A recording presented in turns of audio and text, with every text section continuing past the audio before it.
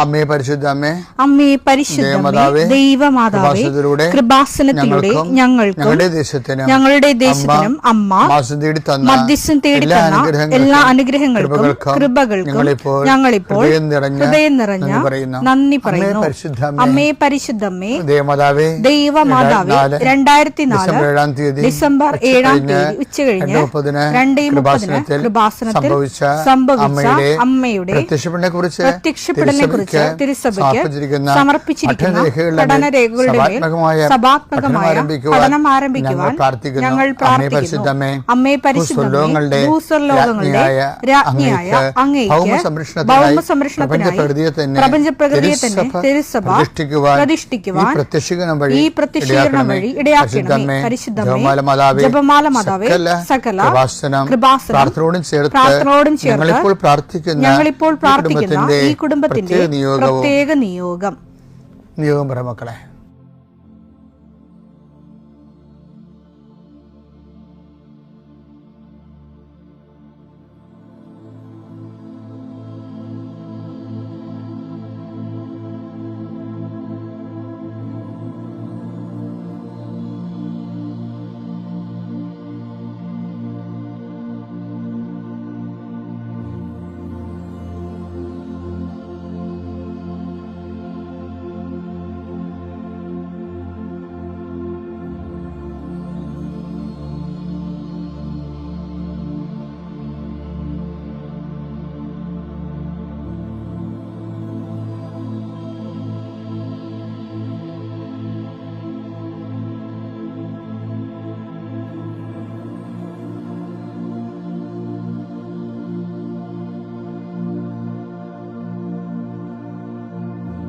അമ്മയുടെ പ്രത്യക്ഷീകരണത്തിന്റെ ഈ അനുഗ്രഹവേളയിൽ ഞങ്ങൾക്ക് സാധിച്ചു തരുവാൻ കനിയണമേ. ആമേൻ. വിശ്വാസ പ്രമാണം. സർവശക്തനായ പിതാവും ആകാശത്തിന്റെയും ഭൂമിയുടെയും സൃഷ്ടാവുമായ ദൈവത്തിൽ ഞാൻ വിശ്വസിക്കുന്നു. അവിടുത്തെ ഏകപുത്രനും ഞങ്ങളുടെ കർത്താവുമായ ഈശോ മിശിഹായിലും ഞാൻ വിശ്വസിക്കുന്നു. ഈ പുത്രൻ പരിശുദ്ധാത്മാവിനാൽ ഗർഭസ്ഥനായി കന്യകാമറിയത്തിൽ നിന്ന് പിറന്ന് പൊന്തിയോസ് പീലാത്തോസിന്റെ കാലത്ത് പീഡകൾ സഹിച്ച് കുരിശിൽ തറയ്ക്കപ്പെട്ട് മരിച്ച് അടക്കപ്പെട്ട് പാതാളങ്ങളിൽ ഇറങ്ങി മരിച്ചവരുടെ ഇടയിൽ നിന്ന് 3-ാം നാൾ ഉയർത്ത് സ്വർഗത്തിലേക്ക് എഴുന്നള്ളി സർവശക്തിയുള്ള പിതാവായ ദൈവത്തിന്റെ വലതുഭാഗത്തിരിക്കുന്നു. അവിടെ നിന്ന് ജീവിക്കുന്നവരെയും മരിച്ചവരെയും വിധിക്കുവാൻ വരുമെന്നും ഞാൻ വിശ്വസിക്കുന്നു. പരിശുദ്ധാത്മാവിലും ഞാൻ വിശ്വസിക്കുന്നു. വിശുദ്ധ കത്തോലിക്കാ സഭയിലും പുണ്യവാന്മാരുടെ ഐക്യത്തിലും പാപങ്ങളുടെ മോചനത്തിലും ശരീരത്തിന്റെ ഉയർപ്പിലും നിത്യമായ ജീവിതത്തിലും ഞാൻ വിശ്വസിക്കുന്നു. ആമേൻ. സുഖസ്ഥനായ ഞങ്ങളുടെ പിതാവേ, അങ്ങയുടെ നാമം പൂജിതമാകണമേ. അങ്ങയുടെ രാജ്യം വരണമേ. അങ്ങയുടെ തിരുമനസ് സ്വർഗത്തിലെ പോലെ ഭൂമിയിലും ആകണമേ. അന്നു വേണ്ടുന്ന ആഹാരം ഇന്ന് ഞങ്ങൾക്ക് തരണമേ. ഞങ്ങളോട് തെറ്റ് ചെയ്യുന്നവരോട് ഞങ്ങൾ ക്ഷമിക്കുന്നത് പോലെ ഞങ്ങളുടെ തെറ്റുകൾ ഞങ്ങളോടും ക്ഷമിക്കണമേ. ഞങ്ങളെ പ്രലോഭനത്തിൽ ഉൾപ്പെടുത്തരുതേ, തിന്മയിൽ ഞങ്ങൾ രക്ഷിക്കണമേ. ആമേൻ. നന്മ നിറഞ്ഞ മറിയമേ, സ്വസ്തി. കർത്താവ് അങ്ങയുടെ കൂടെ സ്ത്രീകളിൽ അങ്ങ് അനുഗ്രഹിക്കപ്പെട്ടവളാകുന്നു. അങ്ങയുടെ ഉദരത്തിൻ ഫലമായി ഈശോ അനുഗ്രഹിക്കപ്പെട്ടവനാകുന്നു. പരിശുദ്ധ മറിയമേ, തമ്പുരാന്റെ അമ്മേ, പാപികളായ ഞങ്ങൾക്ക് വേണ്ടി ഇപ്പോഴും ഞങ്ങളുടെ മരണസമയത്തും തമ്പുരാനോട് അപേക്ഷിക്കണമേ. ആമേൻ. കർത്താവേ, ഈ പ്രഭാതത്തിൽ അങ്ങയുടെ നാമം വിളിച്ച് അപേക്ഷിക്കുന്നു. അങ്ങയുടെ നാമം വിളിച്ച് അപേക്ഷിക്കുന്ന ഒരു മകൻ പോലും ഒരു മകൾ പോലും കർത്താവ് ലജ്ജിക്കാൻ ഇടയാക്കല്ലേ എന്ന് പ്രാർത്ഥിക്കുന്നു. കർത്താവേ, നിന്റെ തിരിച്ചോര് ഓർത്തുകൊണ്ട് പ്രാർത്ഥിക്കുന്നു. നിന്റെ തിരുവിലാല മുറിവിനെ ഞങ്ങൾ ഈ പ്രഭാതത്തിൽ കുമ്പിട്ട് ആരാധിച്ചുകൊണ്ട് പ്രാർത്ഥിക്കുന്നു. കർത്താവേ, ഞങ്ങൾക്ക് വേണ്ടി ക്രൂശിക്കപ്പെട്ടവനെ, ഞങ്ങൾക്ക് വേണ്ടി തിരുവിലാൽ മുറിവേറ്റവനെ, കർത്താവേ, ഞങ്ങൾക്ക് വേണ്ടി മുൾക്കട ചൂടിയവനെ, കർത്താവേ, നിന്റെ നാമം വിളിച്ചപേക്ഷിക്കുന്ന ഈ ഭാരപ്പെട്ട മക്കള് കർത്താവേ, ഇന്ന് ഏറ്റെടുക്കേണ്ട ഉത്തരവാദിത്തങ്ങൾ, അധ്വാനിക്കുന്നതിനും ഭാരം വഹിക്കുന്നതിൻ്റെയൊക്കെ വരിക ഞങ്ങളെ ആശ്വസിപ്പിക്കാൻ നടത്തിയ കർത്താവേ, നിന്റെ ആശ്വാസം അക്ഷരാർത്ഥത്തിൽ ഈ പ്രാർത്ഥന കൊണ്ട് ഞങ്ങളുടെ മക്കളെ അനുഭവിക്കാൻ ഇടയാക്കണം പ്രാർത്ഥിക്കുന്നു. ഏത് കാര്യത്തിന് വേണ്ടിയാണോ, ഏത് കാര്യത്തിന് വേണ്ടി അങ്ങനെ മക്കൾ ഇപ്പോഴും ഭാരപ്പെട്ടിരിക്കുന്നത്, ആ വിഷയത്തിൽ കർത്താവ് ഇന്ന് രാത്രി 7 മണിക്കുള്ളിൽ ഒരു പരിഹാരം ഉണ്ടാകാൻ വേണ്ടി പ്രാർത്ഥിക്കുന്നു. ആ സാമ്പത്തിക വിഷയമാകാം, കോടതി കേസാകാം, വസ്തു വിൽപ്പനയോ വാങ്ങലോ ആകാം, അല്ലെങ്കിൽ പ്രതീക്ഷിച്ചുകൊണ്ടിരിക്കുന്ന ഒരു കത്താകാം, അല്ലെങ്കിൽ ഒരു ഇമെയിലാകാം, അല്ലെങ്കിൽ ഒരു അനുവാദമാകാം. എന്താണ് ഈശോ തടഞ്ഞു നിർത്തിയിരിക്കുന്നത്? ആ തടസ്സമെല്ലാം 39 വർഷം ഞാൻ അർപ്പിച്ച കുർബാനയുടെ യോഗ്യതയാൽ കൃപാസനത്താരെ ജീവനോടെ പ്രത്യക്ഷപ്പെട്ട പരിശുദ്ധയുടെ മാധ്യസ്ഥത്തിലെ ഈശോ നാമത്തിൽ മാറിപ്പോകട്ടെ എന്ന് കൽപ്പിക്കുന്നു.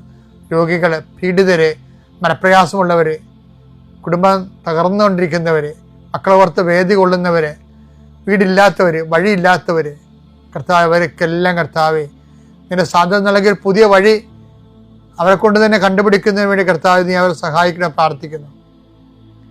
സമീപസ്ഥരും വിദൂരസ്ഥരുമായ മക്കളെ, പല മക്കളുടെ ചില ഫോൺ വിളികൾക്ക് ശേഷം, ചില കാര്യങ്ങൾ അറിഞ്ഞതിന് ശേഷം അതുകൊണ്ട് വേദനിക്കുന്ന മാതാപിതാക്കന്മാരുടെ ദുഃഖങ്ങളെ കർത്താവിന്റെ ദൃശ്യത്തിലേക്ക് ഏൽപ്പിച്ച് പ്രാർത്ഥിക്കുന്നു. ദൈവമേ, മക്കളില്ലാത്തവരെ, ഗർഭശിശുക്കൾക്ക് വൈകല്യം ഉണ്ടെന്ന് സ്കാനിങ് റിപ്പോർട്ട് വന്നവരെ, അവിടെ വയറിൽ കർത്താവ് നീ ഇപ്പം നിന്റെ തിരുവാർന്ന വലതുകരം വെക്കണമെന്ന് പ്രാർത്ഥിക്കുന്നു. മക്കളില്ലാത്ത ഉദരങ്ങളിൽ കർത്താവ് നിന്റെ കൈകൾ വെച്ചുകൊണ്ട് കർത്താവ് അവർക്ക് കുഞ്ഞുങ്ങളെ നൽകി അനുഗ്രഹിക്കണം പ്രാർത്ഥിക്കുന്നു. പീഡിതരെ, സാമ്പത്തിക ബാധ്യത വിഷമിക്കുന്നവരെ, കേസ് അകപ്പെട്ടിരിക്കുന്നവരെ, ഭീഷണിക്ക് വന്നിരിക്കുന്നവരെ, ഓരോരുത്തരും ഡേറ്റ് പറഞ്ഞതിന് ശേഷം കർത്താവ് അത് പാലിക്കാൻ പറ്റാത്ത രീതിയിൽ വലിയ വിക്ഷോഭങ്ങളിലേക്കും പോകുന്നവർ, അതിൻ്റെ മാനസിക സമ്മർദ്ദം അനുഭവിക്കുന്നവരെ കർത്താവിൻ്റെ കരുണ അവിടെ സ്ഥാപിക്കുകയും അതിനെല്ലാം അതിജീവിക്കാനുള്ള പുതിയ മാർഗങ്ങളെ കർത്താവ് കണ്ടുപിടിക്കുകയും കർത്താവ് ധൈര്യമായിരിക്കുക ഞാൻ നിന്നോട് കൊണ്ടുവന്ന് അളിച്ച കർത്താവിൻ്റെ സാന്നിധ്യം അനുഭവിക്കാൻ ഇടയാകാൻ കൃപാസനത്താറെ ജീവനോടെ പ്രത്യക്ഷപ്പെട്ട പരിശുദ്ധ അമ്മയുടെ കരങ്ങളിലേക്ക് നിന്റെ കുടുംബത്തെ ഞാൻ ഏൽപ്പിച്ചുകൊണ്ട് പിതാവിൻ്റെയും പുത്രൻ്റെയും പരിശുദ്ധ നാമത്തെ നിന്നെ ആശീർവദിക്കുന്നു. എൻ്റെ പ്രിയപ്പെട്ടവരെ, നമ്മൾ നിങ്ങളെപ്പോഴും കേൾക്കുന്ന ഒരു വചനമാണ്. പക്ഷേ കൃപാസനത്തിൽ നിന്ന് അത് പറയുമ്പോൾ അതിന് വേറെ ഒരു ട്വിസ്റ്റിങ് വരും മിക്കവാറും. എന്താ പ്രശ്നം വെച്ചാൽ ഇന്ന് ധ്യാനിപ്പിച്ചപ്പോഴേ നമ്മുടെ ജെറമിയയില്ലേ, ജെറമിയ 2:13 എന്തെന്നാൽ എൻ്റെ ജനം രണ്ട് തിന്മകൾ പ്രവർത്തിച്ചു. ജീവജലത്തിന്റെ ഉറവയായ എന്നെ അവർ ഉപേക്ഷിച്ചു. ജലം സൂക്ഷിക്കാൻ കഴിവില്ലാത്ത പൊട്ടക്കിണറുകൾ കുഴിക്കുകയും ചെയ്തു. ഇത് സാധാരണ ആഭിചാരം, കൂടോത്ര മന്ത്രവാദം, അതുപോലെ തന്നെ മറ്റു തരത്തിലുള്ള വിശ്വാസങ്ങൾ, ഇങ്ങനെയൊക്കെയുള്ള കാര്യങ്ങൾ എക്സ്പ്ലെയിൻ ചെയ്യാൻ വേണ്ടിയാണ് ചില ധ്യാനവേദികളിലൊക്കെ നമ്മളിത് കേൾക്കുന്നത്. എപ്പോഴും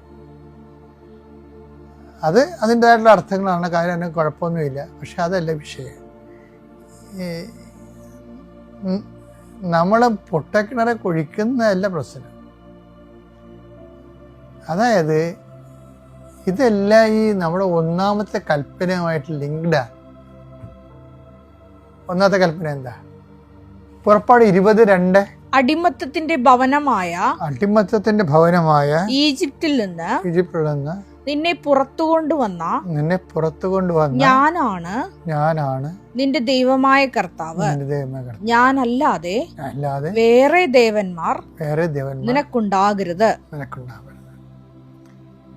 ഇതുമായിട്ട് ലിങ്ക്ഡാണ്. ഏത്? നേരത്തെ പറഞ്ഞ ജെറമിയ 2:13 എന്താണ്?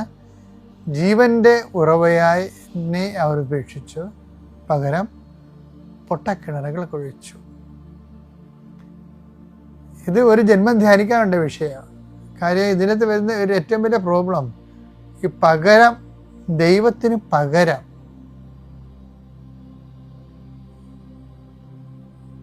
ഒരു അതർ ഗോഡ് എപ്പോഴും ഇങ്ങനൊരു നിഴല് പോലെ നമ്മൾ ഫോളോ ചെയ്യുന്ന ഒരാളാണ് അതർ ഗോഡ്. എന്ന് പറയുമ്പോൾ ദൈവത്തെ നമ്മൾ അവോയ്ഡ് ചെയ്യുന്ന, ദൈവത്തെ അവോയ്ഡ് ചെയ്യുന്ന സിമ്പിളാണ്. ദൈവവചനം അവോയ്ഡ് ചെയ്യുമ്പോൾ ദൈവത്തെ അവോയ്ഡ് ചെയ്യുന്നതിന് തുല്യമാണ്. ഞാൻ ചില സമയത്ത് ഓർക്കുകയും ദൈവം എന്തോ ഒരു കരുണയുള്ള ആളാണ്. ദൈവത്തിൻ്റെ കരുണയിലാണ് നമ്മൾ ജീവിച്ചിരിക്കുന്നത് മുഴുവനും. കാര്യം ദൈവത്തിൻ്റെ വചനങ്ങളെ, മിക്ക വചനങ്ങളും തന്നെ സിമ്പിളാണ്. വചനങ്ങൾ സിമ്പിളാണ്. കർത്താവ് പറഞ്ഞിട്ടുണ്ട്, എൻ്റെ വചനം മത്തായി 11:30. എന്തെന്നാൽ എന്റെ നുകം വഹിക്കാൻ എളുപ്പമുള്ളതും എന്റെ നുകം വഹിക്കാൻ എളുപ്പമുള്ളതും ചുമട് ഭാരം കുറഞ്ഞതുമാണ്. ചുമട് ഭാരം കുറഞ്ഞതുമാണ്. ഇപ്പൊ കർത്താവിന്റെ കാലത്ത്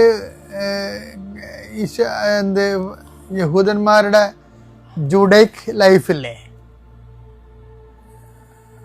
ഭാരം കൂടിയതായിരുന്നു. അതാണ് ഈശോ അങ്ങനെ പറയണത്. ജൂഡൈക് യഹൂദന്മാരുടെ ജീവിത രീതികളും പിന്നെ ഈ റബികള് ദൈവത്തിൻ്റെ കൽപ്പനകൾ തന്നെ ഓരോരുത്തരും വ്യാഖ്യാനിച്ച് അത് വചനം പാലിക്കാൻ പറ്റാത്ത അവസ്ഥ കൊണ്ടുപോയായിരുന്നു. അതാണ് ഈശോ അത് പറയുന്നുണ്ട്, നിങ്ങൾ ദുർവാഹമായ ചുവടുകളെ. മത്തായി 23:4. അവർ ഭാരമുള്ള ചുമടുകൾ മനുഷ്യരുടെ ചുമലിൽ വെച്ചു കൊടുക്കുന്നു. സഹായിക്കാൻ ചെറുവിരൽ അനക്കാൻ പോലും തയ്യാറാകുന്നുമില്ല. റബിനിക് ലോ അതിന്റെ ഇന്റർപ്രിട്ടേഷൻസും ആചാരാനുഷ്ഠാനങ്ങളും എല്ലാം ഓരോരോ കാലം തോറും ജീവിക്കാൻ ബുദ്ധിമുട്ടിലാക്കുമ്പോൾ ഉണ്ടാകുന്ന പ്രശ്നങ്ങൾ എന്താണെന്നറിയാമോ? നിസ്സാര പ്രശ്നങ്ങളൊന്നുമല്ല. തന്ത്രപരമായിട്ട് ഒരു ദൈവ സംവിധാനത്തിനെ ഒരു പറ്റം ആൾക്കാർ ഹൈജാക്ക് ചെയ്യണതാണ് കാണുന്നത്. വെച്ചാൽ ഒരു മതത്തിൻ്റെ സത്യങ്ങളെ എന്തുമാത്രം സങ്കീർണമാക്കുന്നുവോ അപ്പോഴതനുസരിച്ചുകൊണ്ട് ഒരു പണിയില്ലാതെ ഇത് മാത്രം നോക്കിക്കൊണ്ടിരിക്കുന്ന ജീവിതവുമായിട്ട് മൽപ്പിടുത്തം നടത്തേണ്ടി വരാതെ ജീവിക്കുന്ന ആൾക്കാരില്ലേ, അവരെ സംബന്ധിച്ചിടത്തോളം മാത്രമേ വചനം പാലിക്കാൻ പറ്റത്തുള്ളൂ എന്നുള്ള സാഹചര്യം ഉണ്ടാകും. നാട്ടിൽ നടക്കുന്ന കഴുതവണ്ടിക്കാരനും മത്സ്യത്തൊഴിലാളിക്കും മറ്റുള്ള കഠിനമായി രാത്രിയും പകലും ജോലി ചെയ്താലേ ജീവിക്കാൻ പറ്റത്തുള്ളൂ എന്നുള്ള ആൾക്കാർക്ക് ഇത് പാലിക്കാൻ പറ്റാതെ വരും. ഇത് യഹൂദന്മാരുടെ ഇടയിലും വന്നു, ഇന്ത്യയിൽ നമ്പൂതിരിമാരുടെ ഇടയിലും വന്നു, നമ്പൂതിരി വെച്ചാൽ ബ്രാഹ്മിൺസിൻ്റെ ഇടയിലും വന്നു. അപ്പം അത് വെച്ചാൽ ഒരു ന്യൂനപക്ഷ മതത്തിൻ്റെ ദൈവത്തെ തന്ത്രപരമായിട്ട് ഹൈജാക്ക് ചെയ്യണതാണ്. അതിൻ്റെ ഭാഗമായിട്ടാണ് ഈ വലിയ ഭാരം നിയമങ്ങളെ പെരുക്കിയും വ്യാഖ്യാനിച്ചും ദൈവത്തെ പ്രാപിക്കണമെങ്കിൽ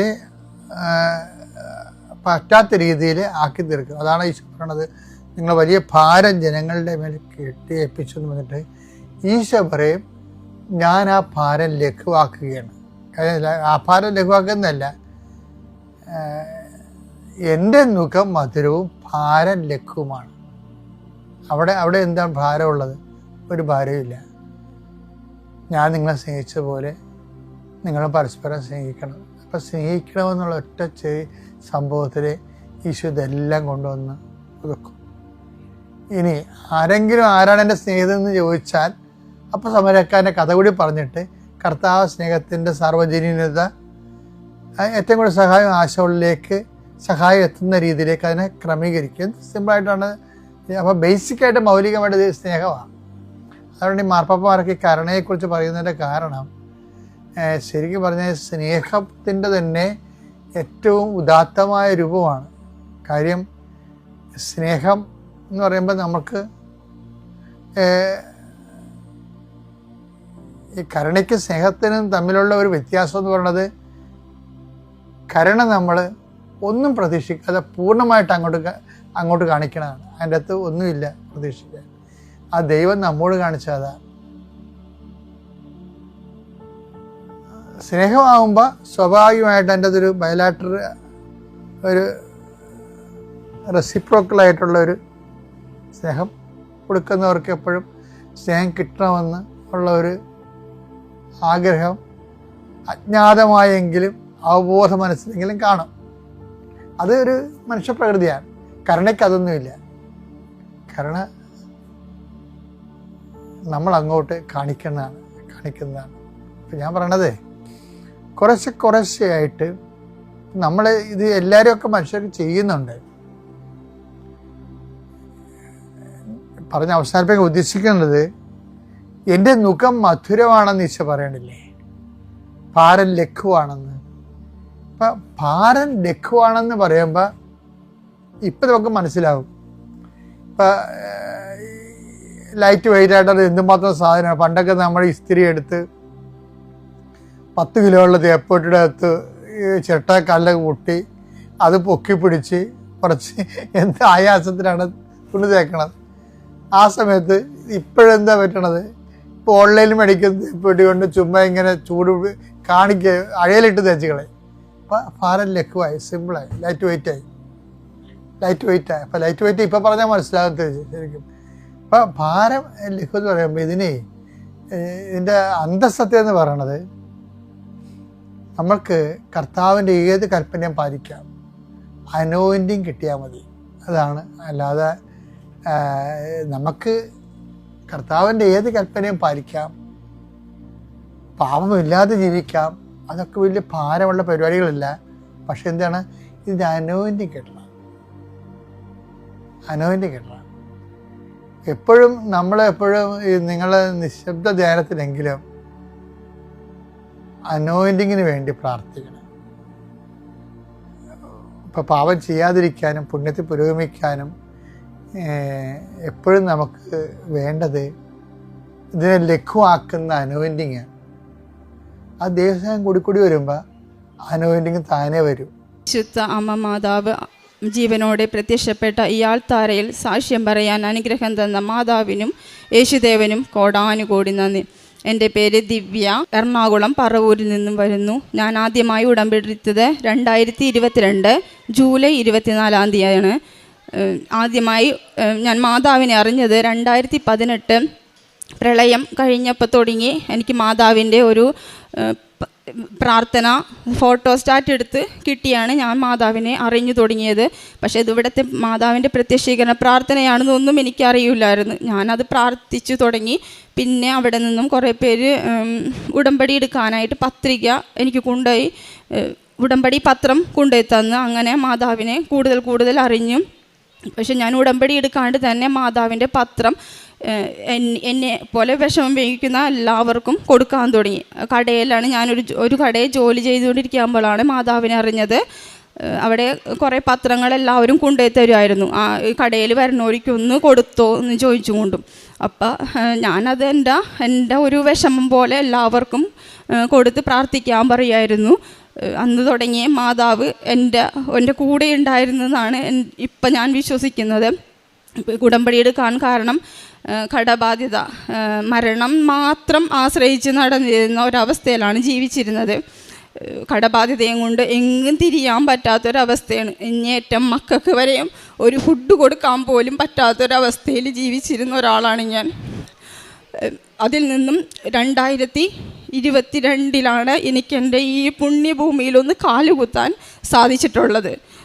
അതുവരെയും എന്നെ മാതാവ് പരീക്ഷിക്കുകയാണോ എന്നറിയില്ലായിരുന്നു. എനിക്ക് വരാൻ ആഗ്രഹമുണ്ടായിരുന്നു. പക്ഷേ ഓരോരുത്തരും ഇവിടെ വന്ന് ഓരോ കാര്യങ്ങൾ പറയുമ്പോൾ ഞാൻ ആഗ്രഹിക്കും വരണം എന്ന്. പക്ഷേ എനിക്ക് സാഹചര്യം ഉണ്ടായിട്ടില്ല.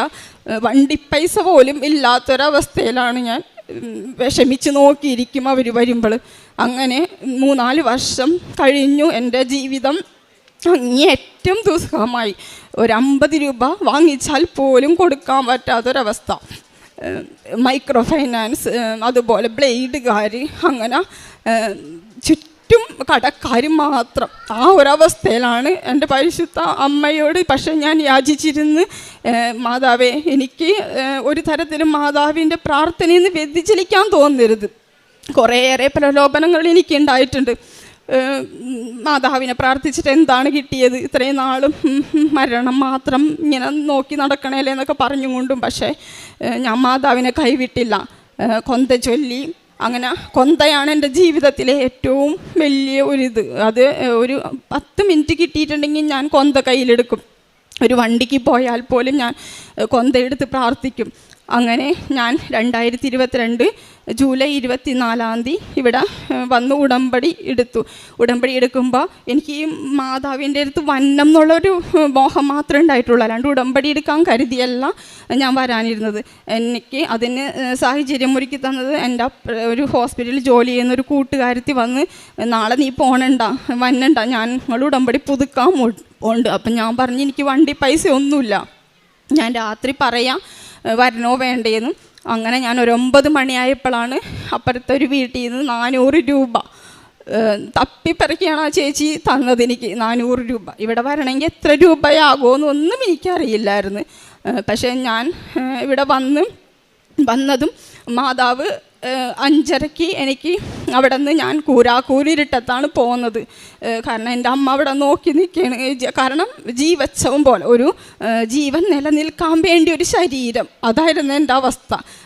ഒരു ഭക്ഷണം പോലും കഴിക്കാൻ പറ്റണില്ല.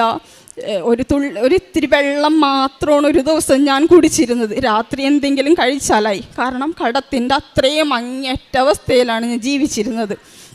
പിന്നെ ഇങ്ങോട്ട് വന്ന് മാതാവിൻ്റെ ഉടമ്പടി എടുക്കാനായിട്ട് ആ കുട്ടിയാണ് 100 രൂപ തന്നത് എനിക്ക് ഉടമ്പടി എടുക്കാനായിട്ട്. അതുവരെയും എൻ്റെ അവസ്ഥ അതായിരുന്നു. ഉടമ്പടി എടുത്ത് പിറ്റേ മാസം എനിക്ക് മാതാവ് അപ്രതീക്ഷിതമായിട്ടാണ് ഗൾഫിലോട്ട് അനുഗ്രഹം തന്നത്, ജോലി എടുക്കാനായിട്ട്. കാരണം എനിക്കതൊരു പോകണം എന്നൊട്ടും താല്പര്യമുണ്ടായിട്ടല്ല ഞാൻ.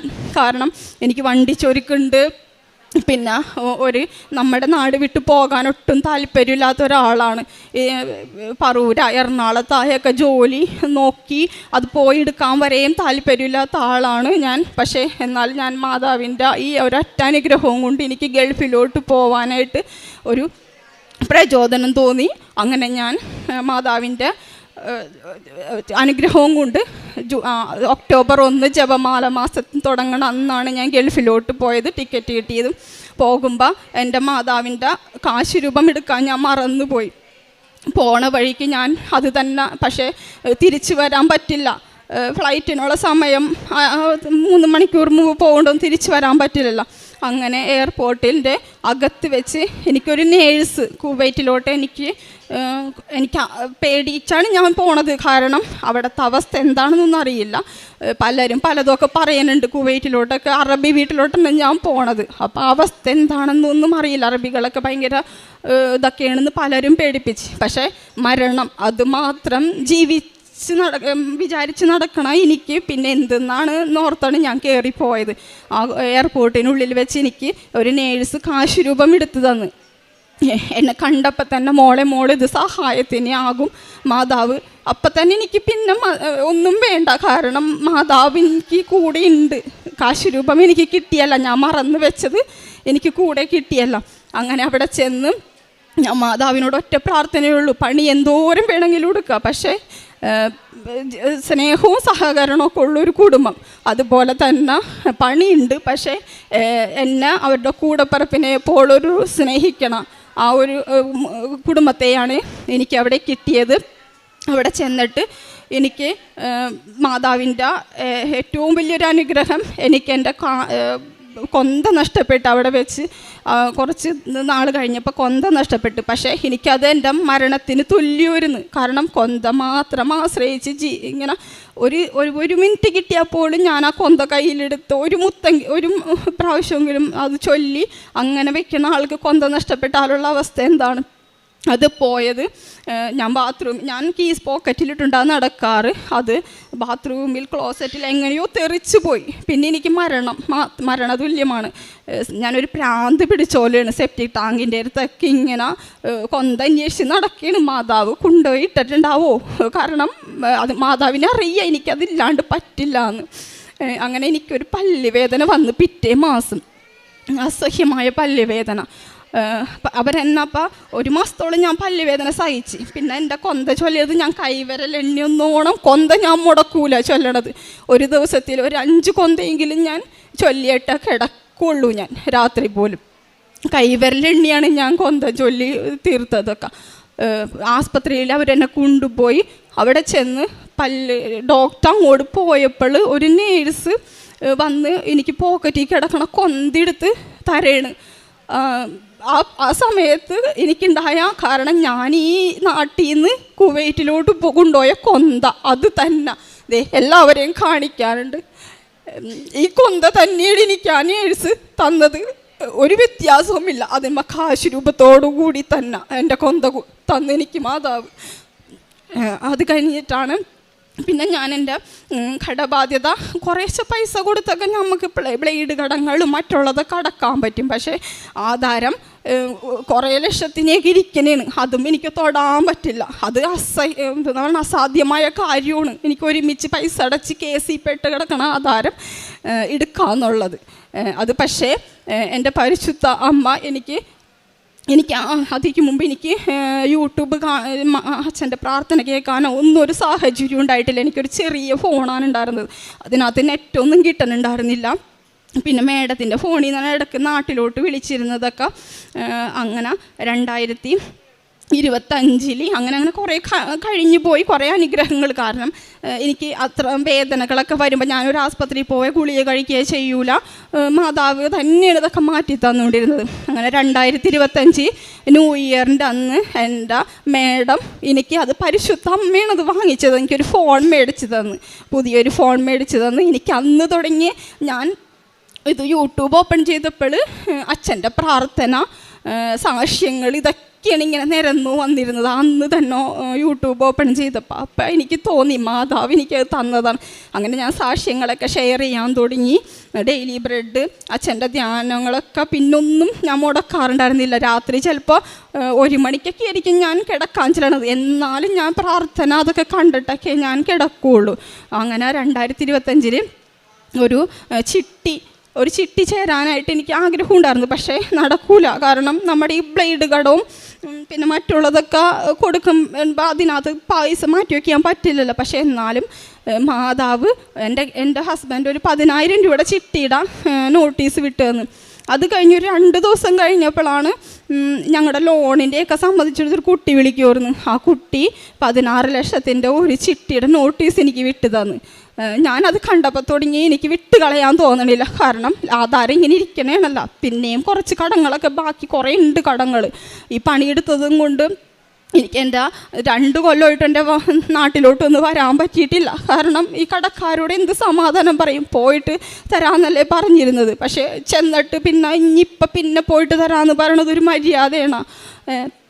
അങ്ങനെ ഓർത്തോർത്ത് ഞാൻ വിഷമിച്ച് പിന്നെ ഇരിക്കണമായിരുന്നു. അങ്ങനെ ആ ചിട്ടി ഞാൻ ധൈര്യപൂർവ്വം ചേർന്ന് എന്തെങ്കിലും ആവട്ടെ എന്നോർത്ത് ജനുവരിയിൽ ഈ ചിട്ടി ചേർന്ന് ഇവിടെ നിന്ന് മാതാവിൻ്റെ ഒരു ഫോട്ടോ, കാശ് രൂപങ്ങളും ഉപ്പ് ഇതൊക്കെ ഞാനിവിടെ വന്ന ആൾക്കാരെ കൊണ്ട് വാങ്ങിപ്പിച്ച് എൻ്റെ ഫോട്ടോ അവിടെ വെപ്പിച്ച് എൻ്റെ അമ്മനെ കൊണ്ട് അതിനകത്ത് അമ്മനോട് പറഞ്ഞ് തിരി കത്തിക്കണോമ്മേ എന്ന് പറഞ്ഞ് മാതാവിൻ്റെ ഉപ്പ ചിട്ടി ബുക്കിൽ തൂളിയും ഞങ്ങളുടെ 4 അതിർത്തിയിലും ഉപ്പിട്ടൊക്കെ അമ്മനോട് ഞാനിവിടെ ഇരുന്ന് പ്രാർത്ഥിക്കാം, അമ്മ അതൊക്കെ ചെയ്യണോട്ടാന്ന് പറഞ്ഞ് അങ്ങനെ മാർച്ച് 3-ാം തീയതി ആയിരുന്നു ചിട്ടി എനിക്ക് ആദ്യം ഇറക്കി തന്നെ ആ ചിട്ടി എനിക്ക് എടുത്തു തന്നു മാതാവ്. അങ്ങനെ എൻ്റെ ആധാരം അവിടെ നിന്ന് റിലീസാക്കി 15,20,000 രൂപ ബാക്കി ആധാരം എടുപ്പിച്ച് ബാക്കിയുള്ളതിനേക്കാൾ ഞങ്ങൾക്ക് പുറംകടങ്ങളും കുറച്ച് വീട്ടാൻ പറ്റി. കടബാധ്യതകൾക്ക് മാതാവ് കുറേയേറെ ഇനിയുമുണ്ട് ബാധ്യതകൾ, എന്നാലും മാതാവ് അത് കുറേശ്ശെ തീർത്ത് തരാനായിട്ട് അനുഗ്രഹം. പിന്നെ എനിക്ക് മാതാവ് തന്നത്, ഞാൻ ജപമാല റാലിയിൽ പങ്കെടുക്കാൻ വളരെ ആഗ്രഹപ്പെട്ടിരുന്നു. പക്ഷെ അസാധ്യമായിട്ടുള്ളൊരു കാര്യമായിരുന്നു. ആ വീട്ടിൽ നിൽക്കണമെങ്കിൽ എനിക്ക് ജൂലൈയിൽ മാത്രമേ അവർ ഒഴിവ് തരുള്ളായിരുന്നു. പിന്നെ എനിക്ക് പെട്ടെന്ന് പുറത്ത് ജോലി എടുക്കാനൊരാഗ്രഹം തോന്നി. അപ്പോൾ വിസ പുറത്തെടുത്താൽ 2-3 വീട്ടിലൊക്കെ പണിയെടുത്താൽ നമ്മൾക്ക് കുറച്ച് കൂടുതൽ പൈസ അയക്കാമെന്നുള്ളൊരു അഹങ്കാരമാണോ അതൊന്നും അറിയില്ല. അത് അങ്ങനെ മനസ്സിൽ വന്നപ്പോൾ ഞാനങ്ങനെ വിചാരിച്ച് അവിടോട് വേറെ ആളെടുത്തോന്ന് പറഞ്ഞ്. കാരണം എന്നോട് അത്രയും സ്നേഹമുള്ളൊരു വീട്ടുകാരാണത്, സംരക്ഷണമൊക്കെ ഉള്ള വീട്ടുകാരാണ്. പക്ഷെ എനിക്ക് അവിടെ നിന്ന് പോകണമെന്ന് തോന്നിയിട്ട് ഞാൻ അങ്ങനെയാണ് പറഞ്ഞത് അവരോട്. ആളെടുത്തു, അവർ ഓഫീസിൽ ആളെടുക്കാൻ കൊടുക്കുകയും ചെയ്ത്. പിന്നെ പക്ഷെ എനിക്ക് പൈസ കിട്ടിയില്ല. എനിക്ക് ഈ വിസ പുറത്തെടുക്കാനായിട്ട് ക്യാഷ് വേണ്ടേ, അതിന് എനിക്ക് റെഡിയായില്ല. പക്ഷേ അതിനേലും വലിയൊരു മാനസിക വിഷമം, എനിക്ക് ആ വീട്ടുകാരെ പിരിയാനായിട്ടുള്ളൊരു വിഷമം പിന്നെയാണ് ഞാൻ പറഞ്ഞപ്പോഴാണ് മനസ്സിലാക്കിയത്. എനിക്കത് വേണ്ടിയില്ലായിരുന്നു, അവിടെ തന്നെ നിന്നാൽ മതിയായിരുന്നു. എൻ്റെ മാതാവ് എനിക്കൊരു തുണയായിട്ട് അവിടെ എത്തിച്ചു തന്നതാണ് എന്നെ. അങ്ങനെ ഞാൻ പിന്നെന്ത് ചെയ്യാൻ പറ്റും? ലാസ്റ്റ് അവർ വേറെ ആളെടുത്തത് ഞാൻ ജപമാല റാലിയുടെ ഒരാഴ്ചയ്ക്ക് മുന്നാണ് ഒരാൾ വന്നത്. അവിടെ 6 മാസം വരെയും വരാത്ത ആൾ എനിക്ക് പകരമായിട്ട് ജപമാല റാലിയുടെ ഒരാഴ്ചയ്ക്ക് മുന്നേ വന്ന് എന്നോട് അവർ പറഞ്ഞെങ്കിൽ നാട്ടിലോട്ട് പോയിക്കും. അങ്ങനെ ജപമാല റാലിയുടെ 24-ാം തീയതി ഞാനിവിടെ എത്തി. റാലിയിൽ പങ്കെടുത്തപ്പോൾ എനിക്ക് അവിടുത്തെ വീട്ടുകാരുടെയും കുഞ്ഞിൻ്റെ മുഖം മാത്രമായിരുന്നു. കാരണം തിരിച്ച് ചെല്ലാൻ ഇനി പറ്റില്ല. ഇനി വേറൊരിടത്ത് പോയാൽ ചിലപ്പോൾ സാലറിയൊക്കെ ഇത്ര കിട്ടുമോ, ഞാൻ ഉദ്ദേശിച്ചത് നടന്നില്ലല്ലോ, പുറത്ത് വിസ എടുക്കണത്, ഇനി വേറെ ആശ്രയിക്കേണ്ട വരുമല്ലോ, വേറെ വീടൊക്കെ. അങ്ങനെ പ്രാർത്ഥിച്ച് ജപമാല റാലിയിൽ മൊത്തം ഞാൻ പ്രാർത്ഥിച്ചുകൊണ്ട് ഇരിക്കണമായിരുന്നു. പിന്നെ അങ്ങനെ ഞാൻ എല്ലാ ദിവസവും പ്രാർത്ഥിച്ച് അസാധ്യമായിട്ടുള്ള കാര്യമാണ്. കുറേ പൈസ കൊടുത്താണ് ഒരു ആളവിടെ എടുക്കണത്. ഞാൻ അവളെ തിരിച്ച് വിടാൻ അവർക്ക് പറ്റില്ല, എന്നെ എടുക്കാനും പറ്റില്ല. പക്ഷേ ഈ ഒരു 2-3 ദിവസത്തിന് മുമ്പേ തന്നെ എൻ്റെ മേഡം എന്നെ വിളിച്ച്, എന്നെയാണ് അവർക്ക് ആവശ്യം, ആ പെൺകുട്ടീനെ അവർക്ക് ആവശ്യമില്ല, അവർക്കതിന് അവിടെ നിൽക്കാനും കഴിയില്ല, മേഡം എനിക്ക് ടിക്കറ്റ് ഇട്ട് തന്നേക്കാണ്, കയറി ചെല്ലാൻ പറഞ്ഞ്. ഞാൻ ഈ ഞായറാഴ്ച പോയാണ് ആ വീട്ടിലോട്ട് തന്നെ. ഇത് ആരുടെ അസാധ്യമായ കാര്യമാണിത്. കാരണം ആ വീട്ടിൽ നിന്ന് ഞാൻ പോകുന്നതാണ്, എനിക്ക് ഇവിടെ ജോലി ചെയ്യാൻ പറ്റില്ല എന്നും പറഞ്ഞും കൊണ്ടും. പിന്നെ തിരിച്ച് വിളിക്കാമെന്ന് വെച്ചിട്ടുണ്ടെങ്കിൽ അസാധ്യമായ കാര്യമാണ്. പക്ഷേ എൻ്റെ മാതാവ് അതെനിക്ക് നടത്തി തന്ന് ഞാനിപ്പോൾ ഞായറാഴ്ച പോകും. പിന്നെ ജപമാല റാലിയിൽ പങ്കെടുത്തപ്പോൾ എനിക്ക് ഒരു നിയോഗത്തിൽ ഞാൻ അതിന് ശേഷം ഇവിടെ വന്നേ പിന്നെ ഉടമ്പടി പുതുക്കി. അപ്പോൾ എൻ്റെ വീടിൻ്റെ അവസ്ഥ വളരെ അവസ്ഥയായിരുന്നു. ഇത്രയും കാശൊക്കെ കിട്ടിയിട്ടും പുറം കടങ്ങളൊക്കെ കുറച്ചും കൂടി ബാക്കിയുണ്ട്. അപ്പോൾ പെരയുടെ ഒന്നും ചെയ്യാൻ പറ്റില്ല. അടുക്കളയൊക്കെ ആകെ, ബാത്റൂമൊക്കെ ആകെ പൊട്ടിപ്പൊളിഞ്ഞും ഞാൻ വന്ന് കണ്ടപ്പോൾ നെഞ്ച് പൊട്ടിയാണ്. ഞാൻ ആ വെളുപ്പിന് 5 മണിക്ക് വന്ന് കയറി കണ്ടപ്പോൾ ഉള്ള അവസ്ഥ. മാതാവിനോട് ഞാൻ റാലിയിൽ കരഞ്ഞ് പ്രാർത്ഥിച്ച് ഈ 2 നിയോഗങ്ങളാണ്. എനിക്ക് അറബി വീട്ടിലോട്ട് തന്നെ തിരിച്ചു പോകണം, എനിക്ക് എൻ്റെ പെരയുടെ ഒരു ഇതിന് സഹായിക്കണം. അപ്പം അങ്ങനെ, പക്ഷേ എനിക്ക് ഏത് വഴിയാണെന്നൊന്നും അറിയില്ല. എൻ്റെ ആ ഒരു 2 ആഴ്ചയും കൊണ്ട് എനിക്ക് മാതാവ് എൻ്റെ ബാത്റൂമൊക്കെ റെഡിയാക്കി തന്ന്, എല്ലാവരും റെഡിയാക്കി തന്ന്, അത് എവിടെ നിന്നാണ് എന്താണെന്നൊന്നും എനിക്കറിയൂല. എൻ്റെ പരിശുദ്ധ അമ്മയാണ് എനിക്കിതൊക്കെ എല്ലാവരും സാധിച്ചു തന്നതിന് എത്ര നന്ദി പറഞ്ഞാലും മാതാവിനോട്. പിന്നെ മുടി കൊഴിച്ചിൽ എനിക്ക് അവിടെ വെച്ച് നന്നായിട്ട് മുടി കൊഴിയൂർന്ന്, മുടി മൊത്തം ഒരുവിധമൊക്കെ പോയി തീർന്ന്. ഞാനിപ്പോൾ മാതാവിനോട് ഇനി എല്ലാ കാര്യവും മാതാവിനോട് പറഞ്ഞു, ഇതൊരു ചെറിയ കാര്യമല്ലേ, കുഴപ്പമില്ല, ഞാൻ തലമൊട്ടയാലും നടന്നോളാം. പക്ഷെ പിന്നെ പിറ്റേ ദിവസം തുടങ്ങി എൻ്റെ മുടി കൊഴിച്ചിൽ നിന്ന്, മൊത്തം മുടി കൊഴിച്ചിൽ നിന്ന് ചീപ്പി പോലും ഒരു തരി മുടി കൊഴിയണില്ല. ആ ഒരു അവസ്ഥയിലോട്ട് മാറി. ക്യാൻസർ രോഗികൾക്കൊക്കെ ഞാൻ എൻ്റെ ഒരു ചെറിയൊരു ശതമാനം തുകയാണ് ആദ്യം കൊടുത്തിരുന്നത്. പിന്നെ എൻ്റെ ദുരിതങ്ങൾക്കൊക്കെ മാതാവ് ഒരു ഇത് തന്നതിന് ശേഷം ഞാൻ ഡയാലിസിസിന് പൈസ കൊടുക്കും, അനാഥാലയത്തിൽ ഫുഡ് കൊടുക്കും. പിന്നെ എല്ലാ മാസവും മാസത്തിൽ നിന്ന് എൻ്റെ ഒരു ചെറിയ തുക എല്ലാ രോഗികൾക്കും കൊടുക്കും. പ്രേക്ഷിത വേല, മാതാവിൻ്റെ പത്രം ഇപ്പം ഞാൻ വന്നേ പിന്നെ 2-3 പ്രാവശ്യം മേടിച്ച് റെയിൽവേ സ്റ്റേഷനിൽ, ബസ് സ്റ്റാൻഡിൽ ഒക്കെ കൊടുത്തിട്ടുണ്ട്. ഞാൻ പിന്നെ എന്നോട് വർത്താനം പറയണ എല്ലാവർക്കും മാതാവിൻ്റെ ആ ഒരു മഹത്വം ഞാൻ എല്ലാ ദിവസവും, ഒരു ദിവസം മുടങ്ങാണ്ട് ആരായിട്ട് വർത്താനം പറഞ്ഞാലും മാതാവ് എനിക്ക് തന്ന അനുഗ്രഹങ്ങൾ പറയാറുണ്ട്. ഇത്രയും നന്ദി, കോടാനുകൂടി നന്ദി. ഇത്രയും അനുഗ്രഹം തന്ന മാതാവിനും ഈശോയ്ക്കും. കഷ്ടതയിൽ ഞാൻ കർത്താവിനെ വിളിച്ചപേക്ഷിച്ചു. എൻ്റെ ദൈവത്തോട് ഞാൻ സഹായത്തിനായി നിലവിളിച്ചു. അവിടുന്ന് തൻ്റെ ആലയത്തിൽ നിന്ന് എൻ്റെ അപേക്ഷ കേട്ടു. എൻ്റെ നിലവിളി അവിടുത്തെ കാതുകളിലെത്തി. സങ്കീർത്തനം 18:6 തിരുവചനം. ദിവ്യ അമൃതരാജ് എന്ന മകളുടെ ഉടമ്പടി അനുഭവ സാക്ഷ്യമാണ് നമ്മളിപ്പോൾ കേട്ടത്. ഇപ്പോൾ വായിച്ച സങ്കീർത്തനത്തിൽ ദാവീദ് രാജാവ് ദൈവത്തോട് നിലവിളിച്ചുള്ളൊരു പ്രാർത്ഥനയാണ്. പ്രാർത്ഥനയുടെ ശക്തിയാണത്. ഈ പ്രാർത്ഥനയിലുള്ള ദൈവവുമായുള്ള ഒരു ബന്ധമാണ് പ്രതിസന്ധികളെ ജീവിക്കാനായി ദാവീദ് രാജാവ് ദൈവത്തോട് പ്രാർത്ഥിച്ചപ്പോഴാണ് ദൈവം പ്രാർത്ഥന കേട്ടത്. അതുപോലെ തന്നെയാണ് ദിവ്യ അമൃതരാജിൻ്റെ ജീവിതത്തിലും നാം കണ്ടത്. സാമ്പത്തിക ബുദ്ധിമുട്ടുകളുടെ നടുവിൽ പ്രതികൂല സാഹചര്യങ്ങളിൽ, കഷ്ടതകളിൽ നടന്നുപോയ നാളുകളിലാണ് ആരോ ഏതോ ഒരു വ്യക്തിയിലൂടെ കൃപാസന അമ്മയെപ്പറ്റി കേട്ടത്. ഒരു ചെറിയ പേപ്പറാണ് കിട്ടിയത്. ആ പേപ്പർ വെച്ച് പ്രാർത്ഥിച്ചു. കൃപാസന അമ്മ മാതാവ് ഒന്നും അറിയില്ല. പിന്നീടാണ് പരിശുദ്ധ അമ്മയുടെ ഈ ആലയത്തിലെത്തി അമ്മയുടെ സന്നിധിയിൽ വന്ന് പ്രാർത്ഥിച്ച് ഉടമ്പടി എടുത്തത്. എല്ലാ പ്രതിസന്ധികളും കഷ്ടതകളും ഈശോയുടെയും അമ്മയുടെയും കരങ്ങളിൽ വെച്ച് കൊടുത്തിട്ട് ഈ മകളുടെ ഉടമ്പടി ജീവിതം തുടങ്ങുകയാണ്. പിന്നെ നമ്മൾ കണ്ടു ഈശോയുടെയും മാതാവിൻ്റെയും സാന്നിധ്യം ഈ മകളുടെ ജീവിതത്തിൽ വളരെ വ്യക്തമായിട്ട് നമുക്ക് മനസ്സിലാക്കാവുന്നതാണ്. ഉടമ്പടി കാശുരൂപം കൊണ്ടുപോകാൻ മറന്നുപോയപ്പോൾ എയർപോർട്ടിൽ ഏതോ ഒരു നേഴ്സ്, അറിയില്ല ആരാ എന്താ എന്നും, പക്ഷേ ഈ മകളുടെ ആഗ്രഹം അറിഞ്ഞ മാതാവ് ഏതോ ഒരു നേഴ്സിനെ വിട്ട് ഈ മകൾക്കൊരു കാശുരൂപം നൽകി. കൊന്ത നഷ്ടപ്പോഴും ഇതുപോലെ തന്നെ ക്ലോസറ്റിൽ വീണ കൊന്ത, അതേ കൊന്ത തന്നെ ഡെന്റിസ്റ്റ് ഹോസ്പിറ്റലിൽ ചെന്നപ്പോൾ അവിടെയുള്ള നേഴ്സിൻ്റെ കയ്യിൽ നിന്ന് ഈ കൊന്ത ലഭിക്കുന്നു. അസാധ്യമാണെന്ന് തോന്നുന്ന കാര്യങ്ങൾ പലപ്പോഴും ഈശോയ്ക്കും അമ്മയ്ക്കും ഒന്നുമല്ല. സഞ്ചാരി മാതാവ്, നമ്മുടെ കൂടെയുള്ള മാതാവ്, നമ്മുടെ എല്ലാ കാര്യങ്ങളും ഈശോയോട് പറഞ്ഞ് എല്ലാ കാര്യവും നടത്തി കൊടുക്കുന്ന ഒരമ്മയാണ്. ഈ മകളുടെ ജീവിതത്തിൽ ഇതുപോലെ തന്നെ നഷ്ടപ്പെട്ട കൊന്ത ഒരിക്കലും ലഭിക്കുന്നത് ഓർത്തില്ല. പക്ഷെങ്കിൽ ആ ഡെന്റിസ്റ്റ് ഹോസ്പിറ്റലിൽ പല്ലുവേദനയാകാനും പിന്നെ ആശുപത്രിയിൽ പോകാനും ആ നേഴ്സിനെ കാണാനും ഒക്കെയുള്ള ഒരു സാഹചര്യം പരിശുദ്ധ അമ്മ ഈശോ ഈ മകൾക്ക് ഒരുക്കി കൊടുത്ത് ആ കൊന്ത ലഭിക്കുവാനായിട്ട്. സാമ്പത്തിക ബുദ്ധിമുട്ടുകൾ പലതും ഉടമ്പടിയിൽ നിയോഗമായിട്ട് സമർപ്പിച്ചിരുന്നു. ആധാരവും സ്വർണ്ണപ്പണയും വെച്ചതും എല്ലാം ഓരോന്നോരോന്നായിട്ട് പടിപടിയായിട്ടാണ് ഈ മകൾ വിശ്വാസ ജീവിതത്തിൽ മുന്നേറുമ്പോൾ ഈ മകളുടെ സാമ്പത്തിക ബുദ്ധിമുട്ടുകളെല്ലാം ഓരോന്നോരോന്നായിട്ട് ജീവിതത്തിൽ നിന്നും മാറ്റിപ്പോകുന്നതാണ് നമ്മൾ കാണുന്നത്.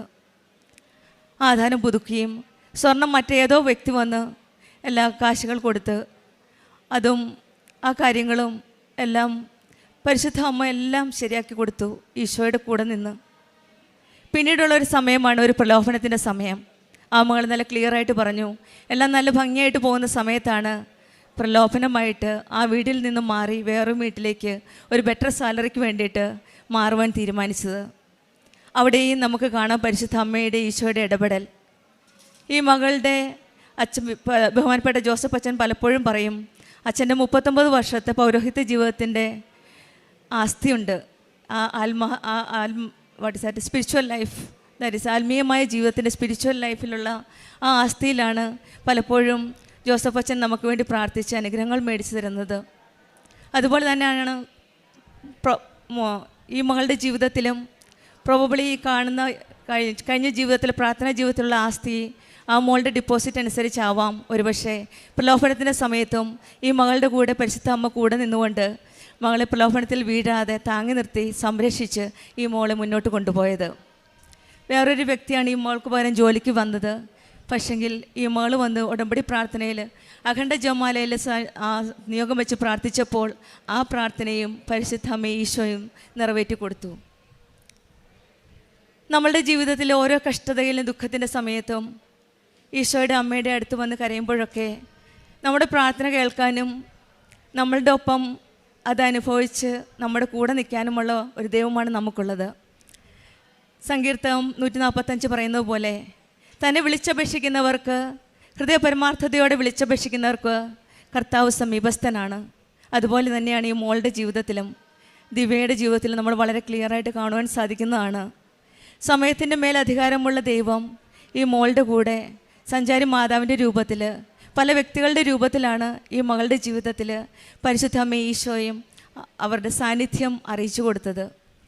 നമ്മളും നമ്മുടെ ജീവിതത്തിൽ, ഉടമ്പടി ജീവിതത്തിൽ മുന്നേറുമ്പോൾ പരിശുദ്ധ അമ്മയുടെ ഈശോയുടെ സാന്നിധ്യം മനസ്സിലാക്കി ഉടമ്പടി ജീവിതത്തിൽ പതറാതെ തകഴാതെ മുന്നോട്ട് പോകുവാനായിട്ട് നമ്മൾക്ക് സാധിക്കട്ടെ എന്ന് പ്രാർത്ഥിക്കാം. ഈശോയും പരിശുദ്ധ അമ്മയും ദിവ്യ എന്ന മകൾക്കും കുടുംബത്തിനും കൊടുത്ത എല്ലാ അനുഗ്രഹങ്ങൾക്കും നമുക്ക് കരങ്ങളടിച്ച് ദൈവത്തെ മഹത്വപ്പെടുത്താം. അമ്മ മാതാവിനും ഈശോനാഥനും എൻ്റെ 1000 സ്തുതി എൻ്റെ കുടുംബത്തിൻ്റെയും എൻ്റെയും സങ്കടങ്ങൾ നീക്കാൻ അമ്മ മാതാവ് ഞങ്ങളിലേക്ക് ഈശോയുമായി ഓടിയെത്തിയതിന് ഒരായിരം നന്ദി. എൻ്റെ പേര് റീന. ഞാൻ കുറവലങ്ങാട് മർത്താമറിയം ഫൊറോന ചർച്ചിൽ നിന്ന് വരുന്നു. ഇതെൻ്റെ ഹസ്ബൻഡ് ജോസ് മാത്യു. ഞാൻ 2025 ജനുവരിയിലാണ് ഞാൻ ഉടമ്പടി എടുത്തത്. അതിനു മുമ്പ് ഓൺലൈൻ ഞാൻ ഉടമ്പടി എടുത്തായിരുന്നു. ഞാൻ ഇസ്രയേലിലാണ് ജോലി ചെയ്യുന്നത്. എൻ്റെ മാതാവ് എനിക്ക് തന്ന ഏറ്റവും വലിയ അനുഗ്രഹമാണ് ഞാൻ ഒരു ജോലിക്കായിട്ട് ഇസ്രയേലിലേക്ക് പോകാൻ എനിക്ക് സാധിച്ചത്. എൻ്റെ ബാധ്യതകൾ കൊന്നുകൂടി കഴിഞ്ഞപ്പോൾ എൻ്റെ അമ്മ മാതാവ് എനിക്ക് തന്ന അനുഗ്രഹമാണ് ഞാൻ ഇസ്രയേലിലേക്ക് പോയത്. ഇസ്രയേലിലേക്ക് പോകുന്നതിന് മുമ്പ് തന്നെ എനിക്ക് ഒത്തിരി ഉടമ്പടി പത്രങ്ങൾ എൻ്റെ കൈകളിലെത്തിയിരുന്നു. പക്ഷേ ഞാൻ ആദ്യത്തെ പേജ് നോക്കും, ആ സാക്ഷ്യങ്ങളൊക്കെ കാണുമ്പോൾ ഞാൻ ഓർക്കും എൻ്റെ അമ്മ മാതാവിൻ്റെ അടുക്കലൊന്ന് പോയിരുന്നെങ്കിൽ എനിക്കും ഈ അനുഗ്രഹങ്ങളൊക്കെ കിട്ടുമായിരുന്നല്ലോ എന്ന്. പക്ഷേ എനിക്ക് പോകാൻ സാധിച്ചിരുന്നില്ല. എൻ്റെ ഹസ്ബൻഡ് അതിനോട് പറയുമ്പോൾ അന്ന് എന്നോട് ചോദിക്കും, നമ്മൾ മാതാവിൻ്റെ ഇടവകയിലല്ലേ, മാതാവ് ആദ്യമായി പ്രത്യക്ഷപ്പെട്ട കുറവിലങ്ങാട് ഇടവകയിലല്ലേ നമ്മൾ, ആ മാതാവിനെ വിട്ട് നീ വേറെ ഇങ്ങോട്ടാണ് പോകുന്നേ എന്ന് ചോദിക്കും. അപ്പോൾ ഞാൻ എൻ്റെ ഹസ്ബൻഡിനോട് പറയുമായിരുന്നു, മാതാവ് പലയിടങ്ങളിൽ പല രൂപത്തിൽ പ്രത്യക്ഷപ്പെടുന്നു, ഓരോ സ്ഥലത്തും ഓരോരോ അനുഗ്രഹങ്ങളുമായിട്ട് പ്രത്യക്ഷപ്പെടുന്നു. എനിക്കും അമ്മ മാതാവിനെ കാണുന്ന കൃപാസനത്തിലൊന്ന് പോകണമെന്ന് ആഗ്രഹമുണ്ട്. അപ്പോൾ ഞാൻ ജോലി ചെയ്തിരുന്ന സ്ഥലത്ത് എൻ്റെ അടുത്തൊരു ചേച്ചി എന്നോട് പറഞ്ഞു, നീ എൻ്റെ കൂടെ പോരുന്നുണ്ടോ, ഞാൻ നിന്നെ കൊണ്ടുപോകാം എന്ന് പറഞ്ഞു. അപ്പോൾ എനിക്ക് അന്ന് അവധിയൊന്നും കിട്ടാത്തത് കൊണ്ട് ഞാൻ പോകുന്നില്ല. അത് കഴിഞ്ഞ് ഒരു ദിവസം എനിക്ക് എൻ്റെ പേപ്പർ വർക്കുകളൊക്കെ നടന്നുകൊണ്ടിരുന്നിട്ട് ഒന്നും സാധിക്കുന്നില്ല. അപ്പോൾ ഞാൻ ഓർത്തു, എനിക്ക് മാതാവിനെ ഒന്ന് കാണണം, കൃപാസനത്തിലൊന്ന് പോയാലോ എന്ന് ഓർത്തുകൊണ്ട് ആ ചേച്ചിയുടെ അടുത്ത് ചെന്നപ്പോൾ ആ ചേച്ചി കട പൂട്ടിയായിരുന്നു. അതുകൊണ്ട് പിന്നെ എനിക്ക് അവരുമായിട്ട് കോൺടാക്റ്റ് ചെയ്യാൻ സാധിച്ചില്ല. അതിനുശേഷം എനിക്ക് അങ്ങോട്ട് പോകാനുള്ള എൻ്റെ പേപ്പറുകളൊക്കെ ശരിയാകുകയും ഞാൻ ബോംബെക്ക് ഇൻ്റർവ്യൂവിനായിട്ട് പോവുകയും ചെയ്തു. ഇൻ്റർവ്യൂവിന് ചെന്നതിന് ശേഷം എനിക്ക് ഇംഗ്ലീഷ് ഒത്തിരി സംസാരിക്കാനൊന്നും അറിയില്ല. അപ്പോൾ ഞാൻ എൻ്റെ മൊത്തം കാര്യങ്ങളും മാതാവിൻ്റെ കൈകളിലേക്ക് കൊടുത്തു. ബോംബെയിൽ അവിടെ ഞങ്ങൾ താമസിച്ചിരിക്കുന്ന ഹോസ്റ്റലിൻ്റെ അടുത്ത് തന്നെ ഒരു പള്ളിയുണ്ട്. അവിടെ എല്ലാ ദിവസവും ഞാൻ കുർബാനയിൽ പോയി പങ്കുചേരും. കുർബാനയിൽ മുട്ടുകുത്തി നിന്ന് കുർബാന കൂടിയിട്ട് ആൾത്താരയിൽ മാതാവിനോട് പറയും, ഓരോ ദിവസവും ചെയ്യുന്ന എൻ്റെ ഇൻ്റർവ്യൂ കാര്യങ്ങൾ അമ്മ മാതാവ് കേൾക്കണേ. എനിക്ക് ഒന്നും പറയാൻ സാധിക്കുന്നില്ല. എൻ്റെ അവിടെ ഏജൻസി നടത്തുന്ന ആൾക്കാരുടെ അടുത്ത് ചെല്ലുമ്പോഴേ അവർ ചോദിക്കുമ്പോഴേ ഞാനാണെങ്കിൽ പകച്ചു പോകും. അത് കഴിഞ്ഞ് എല്ലാ ദിവസവും ഞാൻ അവിടുത്തെ സിസ്റ്റർമാരോട് പറയും, സിസ്റ്റർ എനിക്ക് വേണ്ടി പ്രാർത്ഥിക്കണം കേട്ടോ എന്ന്. സിസ്റ്റർ പറയും, നിൻ്റെ അപേക്ഷ മാതാവ് തള്ളിക്കളയില്ല, നിന്നെ സഹായിക്കാൻ ഓടിയെത്തും. അങ്ങനെ ഏജൻസിയിലുള്ള എൻ്റെ ഇൻ്റർവ്യൂ പാസ്സായി. അത് കഴിഞ്ഞ് എംബസിയിലുള്ള ഇൻ്റർവ്യൂവിന് പോകാനുള്ള എൻ്റെ ഡേറ്റ് കിട്ടി. അപ്പോൾ ഞാനാണ് എൻ്റെ ഹസ്ബൻഡും വന്നു. ഞങ്ങൾ രണ്ടുപേരും എന്നും പോയി കുർബാനയിൽ പങ്കുചേരും. ഇൻ്റർവ്യൂവിൻ്റെ തലേ ദിവസം ഞാൻ മാതാവിനോട് പറഞ്ഞു, മാതാവേ നീ എൻ്റെ കൂടെ വരണം. ഇൻ്റർവ്യൂ നടത്തുന്ന ആളുടെ മുഖത്തേക്ക് നോക്കുമ്പോൾ, ഞാൻ പല ഇൻ്റർവ്യൂകളിലും പോകുമ്പോൾ ഫെയിലാകുന്നത് അവരുടെ മുഖത്തേക്ക് നോക്കുമ്പോൾ എനിക്കൊന്നും പറയാൻ സാധിക്കില്ല. എനിക്ക് ഒന്നാമത് ഇംഗ്ലീഷ് നന്നായിട്ട് സംസാരിക്കാൻ അറിയില്ല. അപ്പോൾ മാതാവേ നിൻ്റെ മുഖത്ത് നോക്കി സംസാരിക്കുമ്പോൾ എനിക്ക് എന്തും ചെയ്യാൻ സാധിക്കും. നീ ആയിരിക്കണം ഇൻ്റർവ്യൂ നടത്തുന്ന ആളുടെ സ്ഥാനത്ത് നിൽക്കേണ്ടത്. നിൻ്റെ മുഖത്ത് നോക്കിയാണ് അവർ ചോദിക്കുന്നതിന് ആൻസർ എനിക്ക് നൽകേണ്ടത് എന്ന് പറഞ്ഞു. ഞാൻ പ്രാർത്ഥിച്ചു, കരഞ്ഞു. എൻ്റെ കൂടെയുള്ള കൂട്ടുകാരെല്ലാവരും പറഞ്ഞു, നിൻ്റെ കൂടെ മാതാവ് വരും. എൻ്റെ സങ്കടങ്ങൾ കാണുമ്പോൾ അവൾ പറയും, നിൻ്റെ കൂടെ മാതാവ് വരും എന്ന് അവരെന്നെ ധൈര്യം പിടിഞ്ഞു എന്നെ വിട്ടു. ഞാൻ ഇൻ്റർവ്യൂവിന് ചെന്നു. അവിടെ കയറി നിന്ന് കഴിഞ്ഞപ്പോൾ ഞാൻ നോക്കുമ്പം എൻ്റെ ഇൻ്റർവ്യൂവിന് നിൽക്കുന്ന മാഡത്തിൻ്റെ പേര് റീന. മാഡത്തിനെ നോക്കി കഴിഞ്ഞപ്പോൾ തന്നെ എനിക്ക് വലിയ സങ്കടങ്ങളൊന്നും തോന്നിയില്ല. പക്ഷേ എനിക്ക് സംസാരിക്കാൻ തുടങ്ങിയപ്പോൾ എന്തോ ഒരു ഇതുപോലെ തോന്നും. അപ്പം ഞാൻ നോക്കുമ്പോൾ മാതാവ് തൻ്റെ തൊട്ട് മുറകിൽ വെള്ള കളറുള്ള കാപ്പ ധരിച്ച് അതിൽ നീല ബോർഡറുള്ള ആ വസ്ത്രമാണ് ഞാൻ മാതാവ് നിൽക്കുന്നത്. എനിക്ക് വളരെയേറെ സന്തോഷമായി. ഞാൻ വിളിച്ച എൻ്റെ മാതാവ് എൻ്റെ ഒപ്പം വന്ന് നിന്നുകൊണ്ട് എനിക്ക് മാതാവിനെ നോക്കി സംസാരിക്കാൻ സാധിച്ചു. അവരെന്നോട് അധികം ക്വസ്റ്റ്യനുകളൊന്നും ചോദിച്ചു പോലുമില്ല. 2-3 ക്വസ്റ്റ്യനുകൾ ചോദിച്ചു. എനിക്ക് ഒരെണ്ണത്തിൻ്റെ 2 ആൻസർ മാത്രമേ പറയാൻ പറ്റുകയുള്ളൂ. അവരെന്നോട് പറഞ്ഞു, സാരമില്ല, അവിടെ ചെന്നാൽ നീ എല്ലാം ശരിയാകും, നീ അവിടെ പോയി ജോലി നോക്കുക, നിൻ്റെ ഹസ്ബൻഡിന് സംസാരിക്കാൻ ഇംഗ്ലീഷ് അറിയില്ലെങ്കിൽ നിനക്ക് പറഞ്ഞു കൊടുക്കാം. അപ്പോൾ എനിക്ക് കേൾക്കുന്നതെല്ലാം മനസ്സിലാവും, തിരിച്ചെനിക്ക് സംസാരിക്കാനേ പറ്റത്തില്ല. അപ്പം ഞാനും പറഞ്ഞു ഓക്കെ. അപ്പം ഞാൻ എൻ്റെ ഹസ്ബൻഡിനോട് ക്വസ്റ്റ്യൻ ചോദിച്ചപ്പോൾ ഞാനത് എൻ്റെ ഹസ്ബൻഡിന് പറഞ്ഞു കൊടുത്തു. ഹസ്ബൻഡ് പറഞ്ഞു, ഞങ്ങൾ എൻ്റെ ഇൻ്റർവ്യൂ പാസ്സായി 2-3 ദിവസത്തിനുള്ളപ്പോൾ എൻ്റെ വിസയും വന്നു, എനിക്ക് പോകാൻ വന്നു. ഞാൻ അവിടെ എത്തിയതിന് ശേഷം എനിക്ക് എൻ്റെ ജോലി ഭയങ്കര ടഫായിരുന്നു. പക്ഷേ എൻ്റെ ബാധ്യതകൾ കാരണം ഞാനതെല്ലാം പിടിച്ചു നിന്നു. എൻ്റെ കുഞ്ഞുങ്ങളെ, കുടുംബം, എല്ലാ കാര്യങ്ങളും മാതാവ് തന്ന ജോലി ഞാൻ നേരത്തെ പറഞ്ഞു, എനിക്ക് ജോലി കിട്ടിയാൽ ഞാൻ മാതാവ് പറയാതെ ഞാനത് ഉപേക്ഷിക്കില്ല എന്ന്. അങ്ങനെ ഞാൻ 1 വർഷം പിടിച്ചു നിന്നു. അപ്പോൾ എന്നെ സഹായിക്കാൻ മാതാവ് ഞാൻ ഈ എയർപോർട്ടിൽ നിന്ന് കയറുന്ന അപ്പം തൊട്ട് ഓരോരുത്തരെ എനിക്കായി നിശ്ചയിച്ചു. ഞാൻ അവിടെ ഒരു ഹോസ്റ്റലിൽ ചെന്ന് കഴിഞ്ഞപ്പോൾ തന്നെയായാലും അവിടെ ഒരാൾ എനിക്ക് മുമ്പേ പോയൊരു കൂട്ടുകാരി അവിടെ നിന്ന് ഇപ്പോൾ ഉണ്ടായിരുന്നു. അവൾ എന്നെ സഹായിച്ചു. അത് കഴിഞ്ഞ് ആരും അറിയാത്ത ഇവിടുന്ന് ഞാൻ എൻ്റെ കുറവലങ്ങാട് പ്രദേശത്ത് നിന്ന് കോട്ടയം വരെ തന്നെ എൻ്റെ ഹസ്ബൻഡ് ഇല്ലാതെ ഞാൻ യാത്ര ചെയ്തിട്ടില്ല. അങ്ങനെ ഒരു വ്യക്തി ഞാൻ തന്നെ ഇസ്രയേൽ എന്ന രാജ്യത്ത് ചെല്ലുകയും അവിടെ ആ എയർപോർട്ടിൽ നിന്ന് 4.5 മണിക്കൂർ യാത്ര ചെയ്ത് വേറൊരു ലെബനോൻ്റെ അതിർത്തിയിലാണ് ഞാൻ ജോലി ചെയ്യുന്നത്. അവിടെ പോകുന്ന വഴിക്ക് എൻ്റെ കയ്യിൽ അരക്കുപ്പി വെള്ളം മാത്രം, എനിക്ക് വിശന്നിട്ട് ഒരു രക്ഷയില്ല. അപ്പോഴാണെങ്കിൽ എൻ്റെ കൂടെ കുറച്ച് മെഡിസിൻ തന്ന അവിടെയുള്ള ഒരു കൊച്ചിന് ഒരു മെഡിസിൻ തന്നു വിട്ടായിരുന്നു. അപ്പോൾ ആ കൊച്ചിൻ്റെ പേരും റീന. അപ്പോൾ ആ കൊച്ചെന്നെ നിരന്തരം വിളിച്ചുകൊണ്ടിരുന്നപ്പോൾ ഞാൻ അവസാനം പറഞ്ഞു, എനിക്കാണെങ്കിൽ വിശന്നിട്ട് വയ്യ, നീ എവിടെ നിന്നെങ്കിലും എനിക്ക് ഇത്തിരി ഭക്ഷണം മേടിച്ച് തരുമോ, ഞാൻ വരുമ്പോൾ പൈസ നിനക്ക് തരാം. അപ്പോൾ അവൾ എന്നോട് പറഞ്ഞു, നീ വിശന്നാലും എങ്ങും ഇറങ്ങരുത്, ബസ്സിൽ നിന്ന് ഇറങ്ങരുത്, ബസ്സിൽ നിന്ന് ഇറങ്ങിക്കഴിഞ്ഞാൽ നിനക്ക് എങ്ങും പോകാൻ അറിയില്ല, അതുകൊണ്ട് നീ ബസ്സിൽ നിന്ന് ഇറങ്ങരുത്, നീ ആണെങ്കിൽ ബസ് സ്റ്റേഷനിൽ വരുമ്പോൾ ഞാൻ നിന്നെ കാത്തു നിൽക്കും, നിനക്ക് വേണ്ടതെല്ലാം ഞാൻ കൊണ്ടുതരും. ഞാനവിടെ ചെന്നപ്പോൾ എനിക്ക് ഭക്ഷണവും വെള്ളവുമായിട്ട് അവരവിടെ കാത്തു നിൽപ്പുണ്ടായിരുന്നു. ഞാൻ അത് മെഡിസിൻ കൊടുത്തു, തിരിച്ച് എൻ്റെ ഏജൻസി തന്നെ എൻ്റെ ജോലിയിൽ കൊണ്ടുപോയാക്കി. അവിടെ ചെന്ന് കഴിഞ്ഞപ്പോൾ അവിടെ 5 ജോലിക്ക് ആളെ നിന്നിട്ട് ഒരാൾ പോലും അവിടെ നിൽക്കാത്തൊരു ജോലിയിലാണ് ഞാൻ ചെന്ന അന്ന് തൊട്ട് തന്നെ ആ എംപ്ലോയർ ഭയങ്കര ക്രൂരയായ ഒരു സ്ത്രീയായിരുന്നു. നമുക്ക് ഫുഡ് തരാനോ അങ്ങനെയൊന്നും അവർക്ക് ഇഷ്ടമില്ലായിരുന്നു.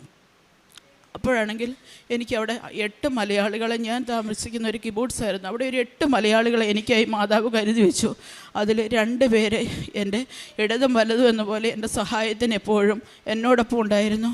എനിക്കാണെങ്കിൽ എൻ്റെ എംപ്ലോയർ ഭക്ഷണം തന്നില്ല എങ്കിൽ അവർ ഭക്ഷണം ഉണ്ടാക്കി എനിക്ക് ജനലിൽ കൊണ്ട് തന്നു വരുമായിരുന്നു. അങ്ങനെ അവിടെ ചെന്ന് ഞാൻ ഒരാഴ്ച കഴിഞ്ഞപ്പോൾ ആ എംപ്ലോയർ എന്നെ എടുത്ത് പൊക്കിയപ്പോൾ എൻ്റെ നടുവൊന്ന് വെട്ടി. എനിക്കാണെങ്കിൽ അപ്പം തന്നെ ഞാൻ അവിടെ തല കറങ്ങി വീണു. ആ സമയത്ത് ഞാൻ മാതാവിനോട് പറഞ്ഞു, മാതാവേ എന്നെ സഹായിക്കാൻ എനിക്ക് ആരുമില്ല, ഓടി എത്തണമേ എന്ന് പറഞ്ഞു. അപ്പോൾ എൻ്റെ എംപ്ലോയർ തന്നെ അവിടുത്തെ ഒരു മെമ്പറെ വിളിച്ചിട്ട് പറഞ്ഞു, അവൾക്ക് തല കറങ്ങി വീണു എന്ന് പറഞ്ഞു. ഉടനെ തന്നെ എൻ്റെ കൂട്ടുകാരികളെ പറഞ്ഞു വിട്ട് അവരെനിക്ക് ശുശ്രൂഷ തന്നു. ഒരാഴ്ച എനിക്ക് കട്ടിൽ നിന്ന് എഴുന്നേക്കാൻ പോലും വയ്യാത്ത അവസ്ഥയിൽ അവർ എന്നെ ശുശ്രൂഷിക്കുകയും എനിക്ക് ഫുഡ് തരികയും എന്നെ സുഖമാക്കുകയും ചെയ്തു.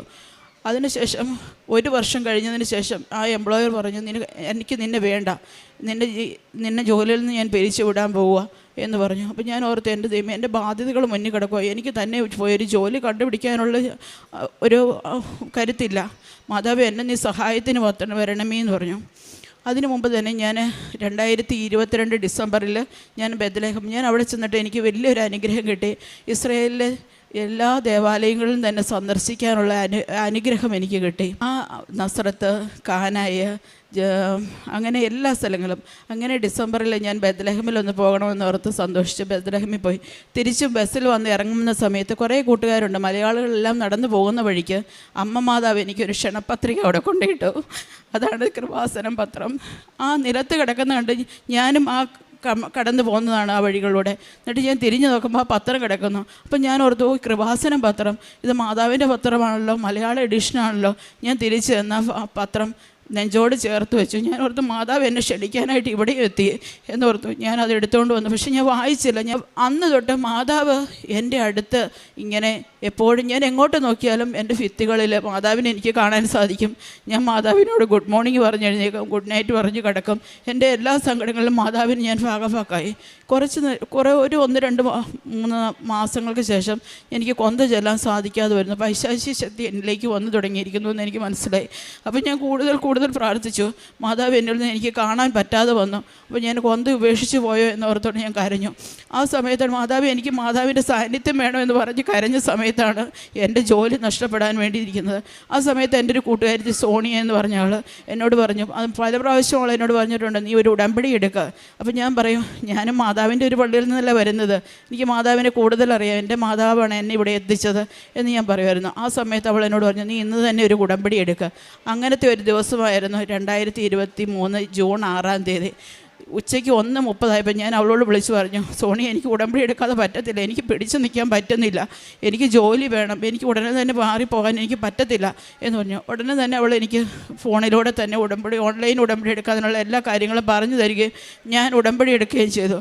അതിൽ ഞാൻ മാതാവിൻ്റെ അനുഗ്രഹത്തിന് പ്രാർത്ഥിച്ചു. എന്നെയും എൻ്റെ കുടുംബത്തിൻ്റെ അമ്മയുടെ പ്രത്യക്ഷീകരണത്തിന് സാക്ഷിയാക്കി മാറ്റണമേ. എൻ്റെ കുഞ്ഞുങ്ങളെ ഈശോയ്ക്ക് സമർപ്പിച്ചു. അമ്മ മാതാവിനോട് ഞാൻ പ്രാർത്ഥിച്ചു കിട്ടിയ കുഞ്ഞുങ്ങളാണ്. അമ്മ മാതാവ് തന്നെ കരുതണമേ, എൻ്റെ മാതാപിതാക്കളെ കരുതണമേ എന്ന് പറഞ്ഞു. അതിനുശേഷം ഞാൻ പറഞ്ഞു, എൻ്റെ മാതാവേ, എനിക്ക് 6 മാസം ഈ ജോലിയിൽ തുടരണം. 6 മാസത്തിന് ശേഷം നിനക്ക് ഇഷ്ടമാണെങ്കിൽ നീ ജോലി കളഞ്ഞോ, എനിക്ക് ആ സമയത്ത് എനിക്ക് വേറൊരു ജോലിയിൽ തുടരാൻ എന്നെ മാനസികമായിട്ടും ശാരീരികമായിട്ടും നീ എന്നെ ശക്തിയാക്കണമേ എന്ന് പ്രാർത്ഥിച്ചു. അതിനുശേഷമാണ് ഒക്ടോബറിൽ യുദ്ധം പൊട്ടി പുറപ്പെടുത്തത്. അവിടുന്ന് ഞങ്ങളൊരു ഹോട്ടലിലേക്ക് മാറ്റുകയും ആ ഹോട്ടലിൽ ചെന്നപ്പോൾ ഒരു മുറിയിലാണ് ഞാനും എൻ്റെ എംപ്ലോയറും താമസിക്കുന്നത്. അവർ ഭയങ്കര ക്രൂരമായിട്ട് എന്നോട് പെരുമാറാൻ തുടങ്ങി. അത് ഞാൻ പിടിച്ചു നിന്നു. അതിനുശേഷം വേറൊരു ഹോട്ടലിലേക്ക് മാറ്റി. അവിടെ ചെന്ന് കഴിഞ്ഞപ്പോൾ അവർ ഒരു ഫാൻ ഇടുകയോ AC ഓണാക്കുകയോ, ഒരു ഭയങ്കര കൊടും തണുപ്പാണ്, അവർക്ക് മാത്രമായിട്ട് ചൂട് പകർന്ന് കിട്ടും, എനിക്കത് കിട്ടത്തില്ല. എനിക്കൊരു ഫോൺ വിളിക്കാൻ സൗകര്യമില്ല, ഫോണൊന്ന് ബെല്ലടിച്ചാൽ പോലും ഒരു ചുമയ്ക്കാൻ പോലും ഒരു സമയം തരത്തില്ല. അങ്ങനെ അതെല്ലാം എപ്പോഴും ഷൗട്ടിങ്ങാണ്. അങ്ങനെ ഒരു സമയത്ത് പെട്ടെന്ന് അവരുടെ മോനോട് വിളിച്ചു പറഞ്ഞു, ഒരു രാത്രി, ഇവളെ എനിക്ക് വേണ്ട, ഞാൻ ഇവിടെ നിൽക്കത്തില്ല, ഞാൻ ഓൾഡ് ഏജ് ഹോമിലേക്ക് പോകത്തുള്ളൂ. അപ്പം ഞാൻ പെട്ടെന്ന് തളർന്നു പോയി. എൻ്റെ മാതാവ്, ഞാൻ എന്ത് ചെയ്യും? എനിക്കാണെങ്കിൽ ഒരു ബസ് കയറിപ്പോയി ഒരു ജോലി കണ്ടുപിടിക്കാൻ പോലും എനിക്ക് പറ്റത്തില്ല, എനിക്ക് അറിയത്തില്ല.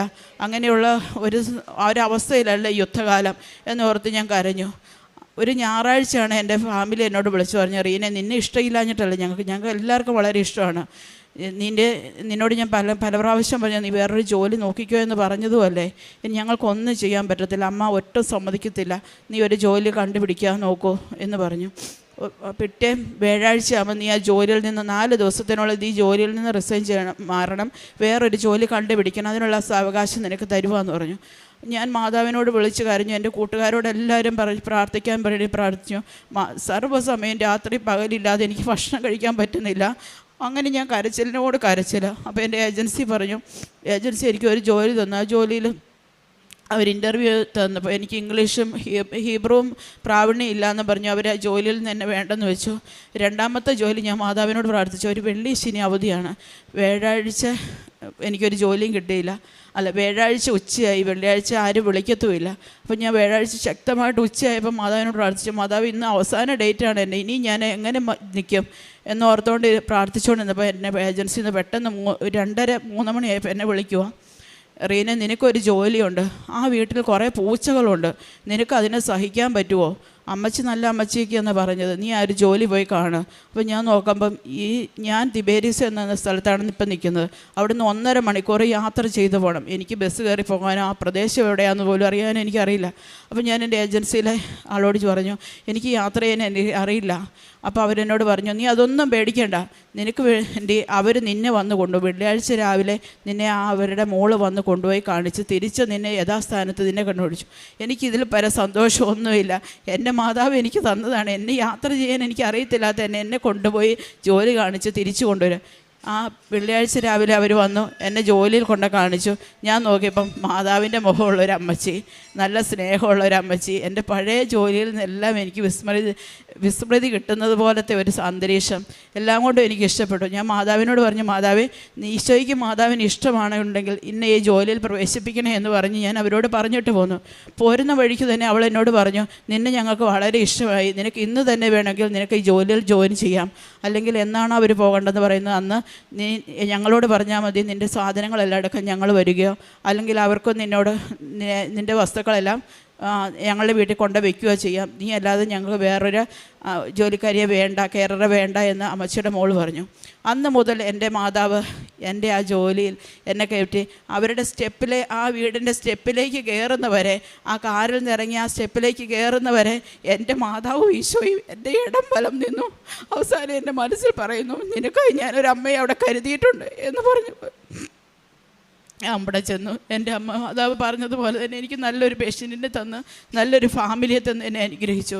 അമ്മ മാതാവിനും ഈശോയ്ക്കും 1000 സ്തുതി. തുടർന്ന് എൻ്റെ ഭവനം ഒരു ചെറിയ വീടായിരുന്നു. എൻ്റെ കുഞ്ഞുങ്ങളും എൻ്റെ പപ്പായ, എൻ്റെ അമ്മ, എൻ്റെ ഹസ്ബൻഡ്, ഞങ്ങൾക്ക് എല്ലാവർക്കും കൂടെ കഴിയാനുള്ള സൗകര്യമില്ലായിരുന്നു. അപ്പോൾ എൻ്റെ പപ്പായുടെ ആഗ്രഹമായിരുന്നു 2 മുറി. അവർ 2 പേര് ഹാർട്ട് പേഷ്യൻ്റാണ്. അപ്പോൾ ഞാൻ ഓർത്തു എൻ്റെ ബാധ്യതകൾ നീക്കാൻ വേണ്ടി പോയി കഴിഞ്ഞ് കഴിഞ്ഞാൽ അവർക്ക് ഞാനൊരു വീട് പണിത് കൊടുത്തില്ല, ഒരു മുറി പണിത് കൊടുത്തില്ല, അവർക്ക് നല്ലൊരു മുറി കിടക്കാൻ ആഗ്രഹമുണ്ട്. അപ്പോൾ ഞാൻ അത് കൊടുക്കാതെ എൻ്റെ ബാധ്യതകൾ തീർത്ത് വരുമ്പോൾ അവരെന്നോടൊപ്പം ഇല്ലെങ്കിൽ എനിക്കത് വളരെ സങ്കടമായിപ്പോൾ. അപ്പോൾ ഞാൻ ഓർത്ത് എന്നാൽ 2 മുറികൾ പണിയാം. അപ്പോൾ ഞാൻ മാതാവിനോട് പറഞ്ഞു, മാതാവ് എനിക്ക് കടബാധ്യതകൾ വരുത്തി വെച്ച് എനിക്കൊരു ഭവനം പണി എനിക്ക് പറ്റത്തില്ല. അപ്പോൾ കാരണം എനിക്ക് ബാധ്യതകൾ ഒത്തിരി എന്നെ പുറകിൽ കിടപ്പുണ്ട്, അതിലേക്ക് എനിക്ക് വലിച്ചിഴയ്ക്കാൻ പറ്റത്തില്ല. എൻ്റെ കയ്യിൽ പൈസ തരുന്നതിനനുസരിച്ച് എനിക്ക് ഭവനം പണിയണം. അങ്ങനെ തന്നെ എൻ്റെ കയ്യിൽ പൈസ ഉണ്ടാകുന്നതിനനുസരിച്ച് ഞാൻ എൻ്റെ 2 മുറികളും അതിൻ്റെ എല്ലാ പണികളും തന്നെ പൂർത്തിയാക്കിക്കൊണ്ടിരിക്കുന്നു. ഒരു അടുക്കള മാത്രം അതിൻ്റെ പണികൾ ഇപ്പോഴാണ് ഞാൻ തുടങ്ങുന്നത്. പെയിൻറ്റ് ഞാൻ കഴിഞ്ഞ ഡിസംബറിൽ ഞാൻ ലീവിന് വന്നു. 2.5 വർഷത്തിന് ശേഷം ഞാൻ നാട്ടിൽ ലീവിന് വന്നു. അമ്മ മാതാവ് തന്ന ഭവനം കണ്ട് എനിക്ക് വളരെയേറെ സന്തോഷം തോന്നി. ഞാൻ മനസ്സിൽ ആഗ്രഹിച്ചതിനേക്കാളും നല്ലൊരു ഭവനം തന്ന അമ്മ എന്നെ അനുഗ്രഹിച്ചു. ഞാൻ അവിടെ വെച്ച് ഞാൻ പ്രാർത്ഥിക്കുമായിരുന്നു, മാതാവ് ഞാൻ ചെന്ന് കഴിയുമ്പോൾ എൻ്റെ വീടിന് പെയിൻറ്റ് അടിക്കണം. അതിന് അതിൻ്റെ കളർ ഞാൻ പറയില്ല, പക്ഷേ എൻ്റെ ഭർത്താവ് നിശ്ചയിക്കണം എൻ്റെ മനസ്സിലുള്ള കളറായിരിക്കണം അവിടെ അടിക്കേണ്ടത്. അന്ന് ഞാൻ എൻ്റെ ജോലിക്ക് പോകുമ്പം കണ്ട മാതാവിൻ്റെ വസ്ത്രത്തിന് നിറം വെള്ളയും നീലയുമായിരുന്നു. ആ കളറായിരിക്കണം എൻ്റെ ഭവനത്തിൻ്റെ പെയിൻറ്റിൻ്റെ കളർ എന്ന് ഞാൻ പ്രാർത്ഥിച്ചിരുന്നു. ഞാൻ വന്ന് പെയിൻ്റ് അടിക്കാൻ തുടങ്ങി. എൻ്റെ ഹസ്ബൻഡിനോട് ചോദിച്ചു ഏത് കളർ അടിക്കുന്നത്. അപ്പോൾ ഹസ്ബൻഡ് പറഞ്ഞു വെള്ളയും ബോർഡറും നീലം. അപ്പം ഞാൻ എൻ്റെ മനസ്സിൽ പറഞ്ഞ് പ്രാർത്ഥിച്ചിരുന്ന കാര്യം ഞാൻ ഇപ്പം മറന്നുപോയി. അപ്പം ഞാൻ അങ്ങനെ പെയിൻ്റ് അടിച്ച് അവസാനം ബോർഡറിൻ്റെ കളർ വന്നപ്പം പെയിൻ്റടിക്കാർ പറഞ്ഞു നമുക്ക് ഒരു മജന്ത കളർ പോലെ അടിച്ചാലോ ചേച്ചി, ചേട്ടൻ എപ്പോഴും നീലയിലെ തലയിലാണ് പിടിച്ച് നിൽക്കുന്നത്. അപ്പം ഞാൻ പറഞ്ഞു ജോസേട്ടന് ഏത് കളർ ഇഷ്ടമാണോ അത് അടിച്ചോട്ടെ, എൻ്റെ ഇഷ്ടത്തിനല്ല ഞാൻ ഈ ഭവനം പണിതത്, മാതാവ് എനിക്ക് ഭവനം തന്നു, അത് ജോസേട്ടന് ഏത് രൂപത്തിൽ പണിയണമെന്ന് ആഗ്രഹിക്കുന്നു ആ രീതിയിൽ പണിയാനാണ് ഞാൻ ആഗ്രഹിച്ചത്, കളറും അത് തന്നെ ആയിക്കോട്ടെ എന്ന് പറഞ്ഞു. അങ്ങനെ കളറടിച്ചു. എനിക്ക് സന്തോഷമായി. ഞാൻ 1.5 മാസം കഴിഞ്ഞ് തിരിച്ചു പോയി. ഒരു ദിവസം രാത്രിയിൽ ഇങ്ങനെ ഞാൻ അതിനെപ്പറ്റി ഇങ്ങനെ ചിന്തിച്ച് കിടക്കുമ്പോൾ അപ്പോഴാണ് എൻ്റെ മാതാവ് എന്നെ ഓർമ്മയിൽ ഒരു പ്രദക്ഷിണത്തിൻ്റെ കാര്യം ഒരു അച്ഛന് ഇവിടെ പറഞ്ഞ ഒരു സാക്ഷ്യത്തിലൂടെ ഒരു ചേച്ചി പറയുന്നത് കേട്ടു.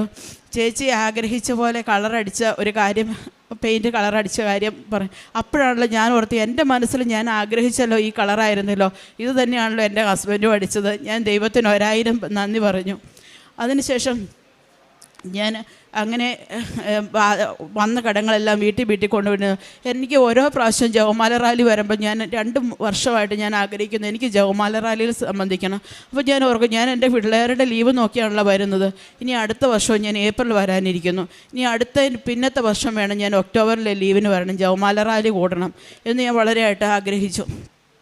അങ്ങനെ ഇരുന്നപ്പോൾ അപ്പോഴും മാതാവ് എന്നെ ക്ഷണിച്ചു, ജവമാല റാലി നീ ഈ വർഷം തന്നെ കൂടണം. അത് മാതാവിൻ്റെ ആഗ്രഹമാണെന്ന് എനിക്ക് മനസ്സിലായി. ഞാൻ സെപ്റ്റംബർ എൻ്റെ ഹസ്ബൻഡിന് കൈക്കൊരു തളർച്ച പോലെ വന്നു. സെപ്റ്റംബർ 18-ാം തീയതി ആ തളർച്ച ഹോസ്പിറ്റലിൽ കൊണ്ട് കാണിച്ചു. അല്ല സ്ട്രോക്ക് അല്ല എന്ന് മനസ്സിലായി. പിന്നെ ന്യൂറോനെ കാണിച്ചു. ഒരാഴ്ച ഹാരിത്താസ് ഹോസ്പിറ്റലിൽ കിടന്നു. അതിനുശേഷം പൂർണ്ണമായിട്ടും കഴുത്തിന് താഴോട്ട് തളർന്നു പോയി. എൻ്റെ മാതാവിനോട് ചോദിച്ചു, മാതാവേ നീ എന്താണ് ആഗ്രഹിക്കുന്നത്, എന്നോട് കൂടെ ഉണ്ടായിട്ടും എനിക്ക് സങ്കടങ്ങൾ തരുന്നത് എന്തേ എന്ന് ഞാൻ ചോദിച്ചു. അപ്പോൾ ജോസഫ് അച്ഛൻ ഓരോ പ്രാവശ്യവും ധ്യാനത്തിൽ പ്രസംഗത്തിൽ പറയുമായിരുന്നു, ഓരോ നമുക്ക് സഹനങ്ങളും ദൈവം നമ്മളെ കൂടുതൽ സ്നേഹിച്ചുകൊണ്ടിരിക്കുകയാണ്. ഞാനത് ദൈവത്തിൻ്റെ ഇഷ്ടത്തിനും മാതാവിൻ്റെ ഇഷ്ടത്തിനുമായിട്ട് ഞാൻ അതിന് താഴ്മയോടെ സമർപ്പിച്ചു. എന്നിട്ട് മാതാവ് ഞാൻ പറഞ്ഞു എനിക്ക് എൻ്റെ ഭർത്താവിന് എൻ്റെ കുടുംബത്തിന് ഇത് താങ്ങാനുള്ള ശക്തി വരണം. ഞാൻ എവിടെ ചെന്നാലും എൻ്റെ ഭർത്താവിനോടൊപ്പം അല്ലാതെ ഞാൻ നടന്നിട്ടില്ല. ഞാൻ തിരിച്ചു പോരുമ്പോഴും ഞാൻ നാട്ടിൽ പോരാൻ അന്ന് തീരുമാനിച്ചില്ല കേട്ടോ. അന്ന് പൈസ വേണമല്ലോ. അപ്പോൾ എൻ്റെ ഹസ്ബൻഡ് വിളിക്കുമ്പോൾ പറയും നീ ഇപ്പോൾ വരണ്ട, കുഞ്ഞുങ്ങളുണ്ടല്ലോ അവർ നോക്കിക്കോളും, നീ പൈസ വേണ്ട, ജോലി ചെയ്താൽ പൈസ കിട്ടത്തില്ലല്ലോ, അപ്പം പിന്നെ ഇവിടുത്തെ കാര്യങ്ങളൊക്കെ നടക്കണ്ടേ, ഹോസ്പിറ്റൽ ചിലവുകളുണ്ട്. അപ്പം ഞാൻ അങ്ങനെ കരഞ്ഞു. അപ്പോൾ എൻ്റെ കൂട്ടുകാരെല്ലാവരും പല സ്ഥലങ്ങളിലേക്ക് വിളിച്ചു പറഞ്ഞ് പ്രാർത്ഥന, കൃപാസനത്തിലെ പ്രാർത്ഥന, എല്ലാവരും ഒത്തിരി പ്രാർത്ഥനകൾ നടത്തിക്കൊണ്ടിരിക്കുന്നു. അപ്പോൾ അങ്ങനെ ഇരിക്കുമ്പോൾ എൻ്റെ സോണിയെ ഞാൻ വിളിച്ചു, എടി ഞാൻ എന്നാ ചെയ്യേണ്ടത്? അപ്പോൾ സോണി എന്നോട് പറഞ്ഞു, വിജയകുമാർ സാറിൻ്റെ നമ്പർ എൻ്റെ കയ്യിലുണ്ട്, നീ വിജയകുമാർ സാറിനെ ഒന്ന് വിളിച്ചു നോക്ക്, സാർ എന്ത് പറയുന്നു അതുപോലെ നീ ചെയ്യുക എന്ന് പറഞ്ഞു. അപ്പം ഞാൻ സാറിനെ വിളിച്ചു. രാവിലെ സാറിനെ വിളിച്ച് കഴിയുമ്പോൾ സാർ എടുത്തു. അപ്പോൾ സാറിനോട് ഇപ്പോൾ ഈ കാര്യങ്ങളൊക്കെ പറഞ്ഞപ്പോൾ സാർ എന്നോട് ചോദിച്ചു, നീ ഇവിടെ പൈസയ്ക്ക് വേണ്ടിയിട്ട് നിൽക്കുന്നോ? നീ നിൻ്റെ ഭർത്താവിൻ്റെ അടുക്കലേക്ക് പോ, നിൻ്റെ ഭർത്താവിന് നിന്നെ കൊണ്ട് ആവശ്യമുണ്ട്, നീ പോയി പ്രാർത്ഥിക്കുക, നിനക്ക് നിൻ്റെ ഭർത്താവിൻ്റെ അടുത്ത് അരികിൽ നിന്ന് വേണം നീ പ്രാർത്ഥിക്കാൻ, നീ വേഗം തിരിച്ചു പോ എന്ന് പറഞ്ഞു.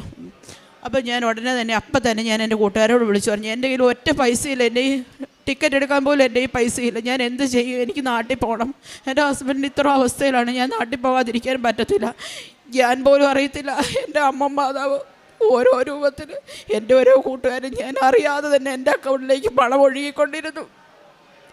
എൻ്റെ ഫാമിലിയോട് പറഞ്ഞപ്പോൾ അവർ പറഞ്ഞു, നീ എത്രയും പെട്ടെന്ന് നിൻ്റെ ഭർത്താവിൻ്റെ അടുക്ക പോകണം, അത് ഞങ്ങൾക്കും അത് ഇഷ്ടമാണ്, അവനെ ശുശ്രൂഷിക്കേണ്ട സമയമാണ്, നീ പെട്ടെന്ന് പൊക്കോ എന്ന് പറഞ്ഞ് അവർ ഒരു ദിവസം കൊണ്ട് എൻ്റെ പേപ്പർ വർക്കുകളെല്ലാം എനിക്ക് ശരിയാക്കി തന്നു. പിറ്റേ ദിവസം തന്നെ ഒരു ചേട്ടനാണെങ്കിൽ പൈസ പോലും കൊടുത്തില്ല. ഒരു ചേട്ടൻ എനിക്ക് ടിക്കറ്റ്, ഞാൻ പറഞ്ഞു, ചേട്ടാ 10-ാം തീയതി എൻ്റെ കൂട്ടുകാർക്ക് പൈസ കിട്ടത്തുള്ളൂ, ആ സമയത്ത് ഞാൻ പൈസ തരികയുള്ളൂ, ഇപ്പോൾ എൻ്റെ കയ്യിലിരിക്കുന്ന പൈസ എനിക്ക് ആശുപത്രി ചിലവുകൾക്ക് വേണം. ചേട്ടൻ പറഞ്ഞു, റീന നീ ധൈര്യമായിട്ട് പൊക്കോ, എന്നോട് ഞാൻ പൈസ ഒന്നും ചെയ്യുന്നു, നിൻ്റെ കയ്യിലുണ്ടാകുന്ന പോലെ നീ എനിക്ക് ടിക്കറ്റിന് തന്നാൽ മതി. അങ്ങനെ ഞാൻ 10-ാം തീയതി കഴിഞ്ഞപ്പോൾ ഒക്ടോബർ 10-നാണ് ആ ചേട്ടന് ഞാൻ പൈസ ഇട്ട് കൊടുത്തത്. അതിനുശേഷം എൻ്റെ ആശുപത്രിയിൽ ഞാൻ വീട്ടിലായിരുന്നു, അവിടെ ഇസ്രയേലിലായിരുന്നപ്പോൾ തന്നെ പോരുന്നതിൻ്റെ തലേദിവസം ഒരു ദിവ്യകാരുണ്യ ആരാധന കൂടി. ആ ആരാധന സമയത്ത് ഞാൻ കരഞ്ഞ് എൻ്റെ ഹസ്ബൻഡിനെ സമർപ്പിച്ച് പ്രാർത്ഥിച്ചുകൊണ്ടിരിക്കുക. അപ്പം ഞാൻ നോക്കുമ്പോൾ എൻ്റെ ഹസ്ബൻഡിൻ്റെ ബെഡിന് അടുത്ത് വലത് സൈഡിൽ ഈശോ വന്ന് നിൽക്കുന്നു. ഈശോയുടെ ഇടത് കൈ എൻ്റെ ഹസ്ബൻഡിൻ്റെ വലത് കൈക്കകത്ത്, ഹസ്ബൻഡിൻ്റെ വലത് കൈയും ഈശോയുടെ വലത് കൈ കൊണ്ട് കഴുത്തിന് താഴോട്ട് തടവിക്കൊണ്ടിരിക്കുന്നു. കാല് വരെ തൊട്ട് പുറകിലായിട്ട് മാതാവ് വന്ന് നിൽക്കുന്നു. ഞാൻ എൻ്റെ ഹസ്ബൻഡ് ധരിച്ചിരിക്കുന്ന വസ്ത്രമാണെങ്കിൽ നീലയും. ഞാൻ ആ ഹോസ്പിറ്റലിൽ ഇതുവരെ കണ്ടിട്ടില്ല, പോയിട്ടില്ല, ഒന്നും അറിയില്ല. ഞാൻ തിരിച്ച് വീട്ടിൽ ഹോസ്പിറ്റലിൽ വന്നപ്പോൾ ഞാൻ നോക്കുമ്പം എൻ്റെ ഹസ്ബൻഡ് ധരിച്ചിരിക്കുന്ന അവിടുത്തെ യൂണിഫോമാണ് നീല. ഞാൻ അന്ന് മാതാവ് ഈശോയെ അവിടെ നിൽക്കുന്നത് കണ്ട് അന്ന് ഞാൻ കരഞ്ഞിട്ടില്ല. എനിക്കറിയാം എൻ്റെ ഈശോയും എൻ്റെ മാതാവും എൻ്റെ ഹസ്ബൻഡിൻ്റെ കൂടെയുണ്ട്. എൻ്റെ ഹസ്ബൻഡിന് എൻ്റെയോടൊപ്പം സുരക്ഷിതനായിട്ട് എന്നെ ഈ നടയിൽ കയറ്റി നിർത്തുമെന്ന് എനിക്ക് അറിയാമായിരുന്നു. ഞാൻ മാതാവിനോട് പറഞ്ഞു, മാതാവ് ഞാൻ പോകുന്നതിന് മുമ്പ് തന്നെ ഈ നടയിൽ കയറി നിന്ന് എൻ്റെ ഹസ്ബൻഡിനോടൊപ്പം എൻ്റെ മാതാവിനെ ഈശോയെയും സാക്ഷ്യപ്പെടുത്തുന്നതിനുള്ള അനുഗ്രഹവും നന്ദി പറയുന്നതിനുള്ള അനുഗ്രഹവും എന്നെ നൽകണമേ. ആ അനുഗ്രഹം ഇന്ന് എനിക്ക് തന്ന് ഒക്ടോബർ 3-ാം തീയതി ഞാൻ എൻ്റെ ഹസ്ബൻഡിൻ്റെ രേഖകളുമായിട്ട് ഞാൻ ഇവിടെ വരികയും എൻ്റെ ഉടമ്പടി പുതുക്കുകയും ബഹുമാനപ്പെട്ട ജോസഫ് അച്ഛനെ കാണുകയും ചെയ്തു. ജോസഫ് അച്ഛൻ എന്നെ കണ്ടപ്പോൾ തൊട്ട് എനിക്ക് കരച്ചിൽ വരുമായിരുന്നു. കാരണം തലേ ദിവസം എനിക്ക് വയറങ്ങ് ഗ്യാസ് കയറി വേർത്തിട്ട് ഞാൻ ഭയങ്കര അസ്വസ്ഥതയായിരുന്നു. അപ്പം ഞാൻ അടുത്ത് വന്ന് നിൽക്കുമ്പോൾ അച്ഛന് വയറിങ്ങനെ ഇരിക്കുന്നു. അപ്പം ഞാൻ ഓർത്ത്, എൻ്റെ ദൈവമേ, ഞാൻ ഇന്നലെ എന്തോരം അസ്വസ്ഥത അനുഭവിച്ച് അച്ഛൻ ഇത്രയും അസ്വസ്ഥതകളും അനുഭവിച്ചുകൊണ്ടല്ലേ ഞങ്ങളെല്ലാവരെയും സ്നേഹിക്കുകയും പരിപാലിക്കുകയും ഞങ്ങൾക്ക് വേണ്ടി പ്രാർത്ഥിക്കുകയും എല്ലാം ചെയ്തുകൊണ്ടിരിക്കുന്നത്. അച്ഛനെ അനുഗ്രഹിക്കുന്നത് എനിക്കൊന്നും പറയാൻ സാധിക്കുന്നില്ല. അച്ഛൻ എൻ്റെ അടുക്ക് വന്നു, പേപ്പറുകൾ മേടിച്ചു, പോയി പ്രാർത്ഥിച്ചു, തിരിച്ചു കൊണ്ടുതന്നു, അടുത്ത ആളുടെ അടുക്ക ചെന്നു. അപ്പോൾ അവരവരുടെ അസുഖകാര്യങ്ങൾ പറയുന്നു. അപ്പം ഞാൻ ഓർത്തു, എൻ്റെ ദൈവമേ, ഞാൻ അച്ഛനോട് എന്ത് പറയാനാണ് വന്നത്? ഞാൻ ഒന്നും പറഞ്ഞില്ല, ഞാൻ ഈ രേഖകൾ മാത്രം കൊടുത്തതേ ഉള്ളല്ലോ എന്നോർത്തു. അത് കഴിഞ്ഞ് അച്ഛൻ വീണ്ടും പ്രാർത്ഥിച്ചു വന്നു, കാശുരൂപം തന്നു. അപ്പം ഞാൻ എൻ്റെ മനസ്സിൽ ഓർത്ത് അച്ഛനോടൊന്ന് പറയാം, അച്ഛാ എൻ്റെ ഹസ്ബൻഡ് എൻ്റെ കൂടെ നടന്നു വരണം കേട്ടോ എന്നും അച്ഛനോട് പറഞ്ഞു. അച്ഛൻ വീണ്ടും ആ ഫോട്ടോയും ആ രേഖകളും വാങ്ങിച്ചുകൊണ്ട് ഒന്നുകൂടെ മാതാവിൻ്റെ ഈശോയുടെ ഇടയ്ക്കും കൊണ്ട് പ്രാർത്ഥിച്ചു, തിരിച്ചു കൊണ്ട് തന്നു. നീ പോയിക്കൊള്ളൂ എന്ന് പറഞ്ഞു.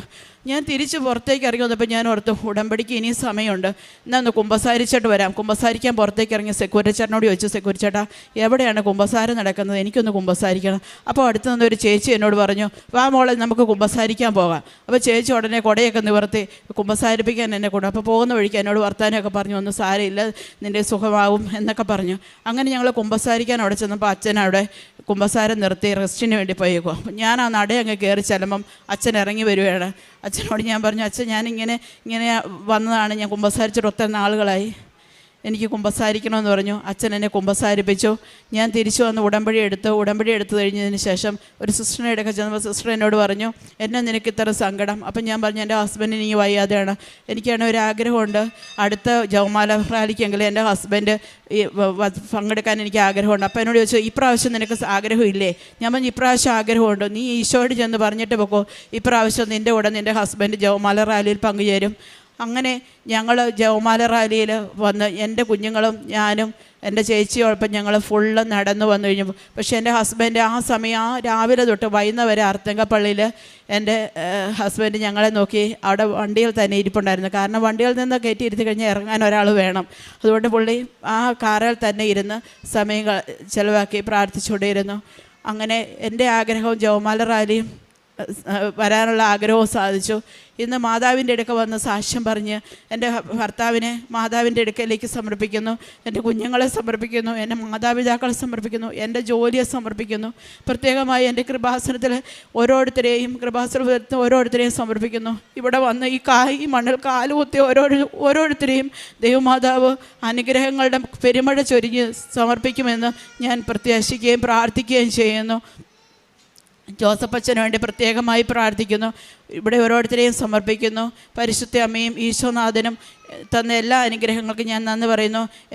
എനിക്ക് സഹായിച്ച എൻ്റെ കൂട്ടുകാർക്കും എന്നെ സഹായിക്കുകയും പ്രാർത്ഥിക്കുകയും ചെയ്ത ഓരോരുത്തർക്കും വേണ്ടി ഞാൻ പ്രാർത്ഥന സമർപ്പണം നടത്തിക്കൊണ്ട് ഞാൻ എൻ്റെ വാക്കുകൾ ഈശോയ്ക്കും മാതാവിനും വേണ്ടി സമർപ്പിക്കുന്നു. ആമേൻ. എൻ്റെ കാരുണ്യ പ്രവർത്തനങ്ങൾ എന്ന് പറഞ്ഞു കഴിഞ്ഞാൽ, ഞാൻ ജോലി ചെയ്ത അന്ന് തൊട്ട് എനിക്ക് മറ്റുള്ളവരോട് പൈസയ്ക്ക് ആവശ്യം വരുമ്പോൾ ചോദിക്കാനുള്ള ഒരു മടിയുണ്ട്. അപ്പം ഞാൻ അങ്ങനെ എനിക്കറിയാവുന്നവരെ ഞാൻ അന്ന് തൊട്ടേ സഹായിച്ചുകൊണ്ടിരുന്നു. ഞാൻ ഓരോരുത്തരോട് സംസാരിക്കുമ്പോൾ എനിക്കറിയാം അവർക്ക് ഇന്ന ആവശ്യമുണ്ട്. അവരുടെ ആവശ്യങ്ങളിലേക്ക് ഞാൻ എപ്പോഴും എനിക്ക് സഹായം ഞാൻ എത്തിച്ചു കൊടുക്കും. എൻ്റെ ഹസ്ബൻഡായാലും ഒത്തിരി പരോപകാരം പള്ളിയിലെ കാര്യങ്ങളെല്ലാം നോക്കി നടത്തുന്ന ഒരാളാണ്. അങ്ങനെ ഹസ്ബൻഡിനെ സഹായിക്കാറുണ്ട്, ഞാൻ സഹായിക്കാറുണ്ട്. സാമ്പത്തികമായിട്ടും ശാരീരികമായിട്ടും പ്രാർത്ഥനാപരമായിട്ടും ഞങ്ങൾ മറ്റുള്ളവരെ സഹായിക്കുന്ന ഒരു കുടുംബം തന്നെയാണ് ഞങ്ങളുടെ കുടുംബം. അതുപോലെ എൻ്റെ പ്രേക്ഷിത പ്രവർത്തനം, ഞാൻ പത്രങ്ങൾ മേടിച്ച് വിതരണം ചെയ്യുന്നു. ഞാൻ കഴിഞ്ഞ പ്രാവശ്യം വന്നപ്പോഴായാലും ഞാൻ ഇസ്രയേലിലെ എൻ്റെ കുറേ കൂട്ടുകാർക്ക് കൊണ്ട് കൊടുത്തു. അതുപോലെ എയർപോർട്ടിലായാലും കുറേ മലയാളികൾ കണ്ടപ്പോൾ അവർക്ക് ഞാൻ എൻ്റെ കാര്യങ്ങളെല്ലാം പറഞ്ഞ് അവർക്ക് കൊടുക്കാൻ സാധിച്ചു.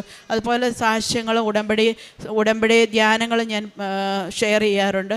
മറ്റുള്ളവരിലേക്ക് ഈശോയെക്കുറിച്ച് കൂടുതൽ അറിയിക്കുന്നുണ്ട്. ഈശോയ്ക്കും ഇനി കൂടുതൽ ഈശോയിലെ മാതാവിൻ്റെ അനുഗ്രഹങ്ങൾ പ്രാപിക്കാൻ ഈ കൃപാസനത്തിലേക്ക് കൂടുതൽ പേരെ ആനയിക്കാനുള്ള അനുഗ്രഹം എനിക്ക് നൽകണമേ എന്ന് ഈശോയോട് ഞാൻ പ്രാർത്ഥിച്ചുകൊണ്ട് ഞാൻ ചുരുക്കുന്നു. ആമീൻ. പ്രഭാഷകൻ 2, 5, 6 തിരുവചനങ്ങൾ. സ്വർണം അഗ്നിയിൽ ശുദ്ധി ചെയ്യപ്പെടുന്നു, സഹനത്തിൻ്റെ തീച്ചൂളയിൽ കർത്താവിന് സ്വീകാര്യരായ മനുഷ്യരും. കർത്താവിൽ ആശ്രയിക്കുക, അവിടുന്ന് നിന്നെ സഹായിക്കും. നേരായ മാർഗത്തിൽ ചരിക്കുക, കർത്താവിൽ പ്രത്യാശയർപ്പിക്കുക. റീന എന്ന ഈ സഹോദരി തൻ്റെ ജീവിത പങ്കാളിയോടൊത്ത് കുടുംബത്തിന് ലഭിച്ച മരിയൻ ഉടമ്പടി ജീവിതത്തിലെ വലിയ അനുഗ്രഹങ്ങളെ സന്തോഷത്തോടും നന്ദിയോടും ഈ അൾത്താരയിൽ സാക്ഷ്യപ്പെടുത്തുന്നു. പ്രിയമുള്ളവരെ, ഉടമ്പടി എടുത്തു അമ്മ മാതാവ് കൂടെ നിന്ന് ജീവിത വിഷയങ്ങൾ തരണം ചെയ്യുവാൻ സഹായിച്ചു കൊണ്ടിരിക്കും. ഒന്ന് മാത്രം ഉടമ്പടിയിൽ നമ്മൾ ശ്രദ്ധിക്കണം, ഉടമ്പടിയോട് നമുക്ക് വിശ്വസ്തത ഉണ്ടാവണം. ഇടയ്ക്ക് വെച്ച് ഉപേക്ഷിക്കുവാനുള്ളതല്ല, നമ്മുടെ കാര്യങ്ങൾ സ്വസ്ഥമായി കഴിയുമ്പോൾ നിർത്തിവെക്കാനുള്ളതുമല്ല. നമ്മൾ ആത്മാവിനെ ദൈവത്തിന് കൊടുക്കുന്ന വലിയ പദ്ധതിയുടെ ഭാഗമാവുകയാണ്. കേവല കാര്യങ്ങൾ നേടുവാൻ വേണ്ടിയുള്ള ഒരു പദ്ധതിയല്ലിത്. ആത്മാവിനെ ദൈവത്തിന് കൊടുക്കുന്ന വലിയ പദ്ധതിയാണ്.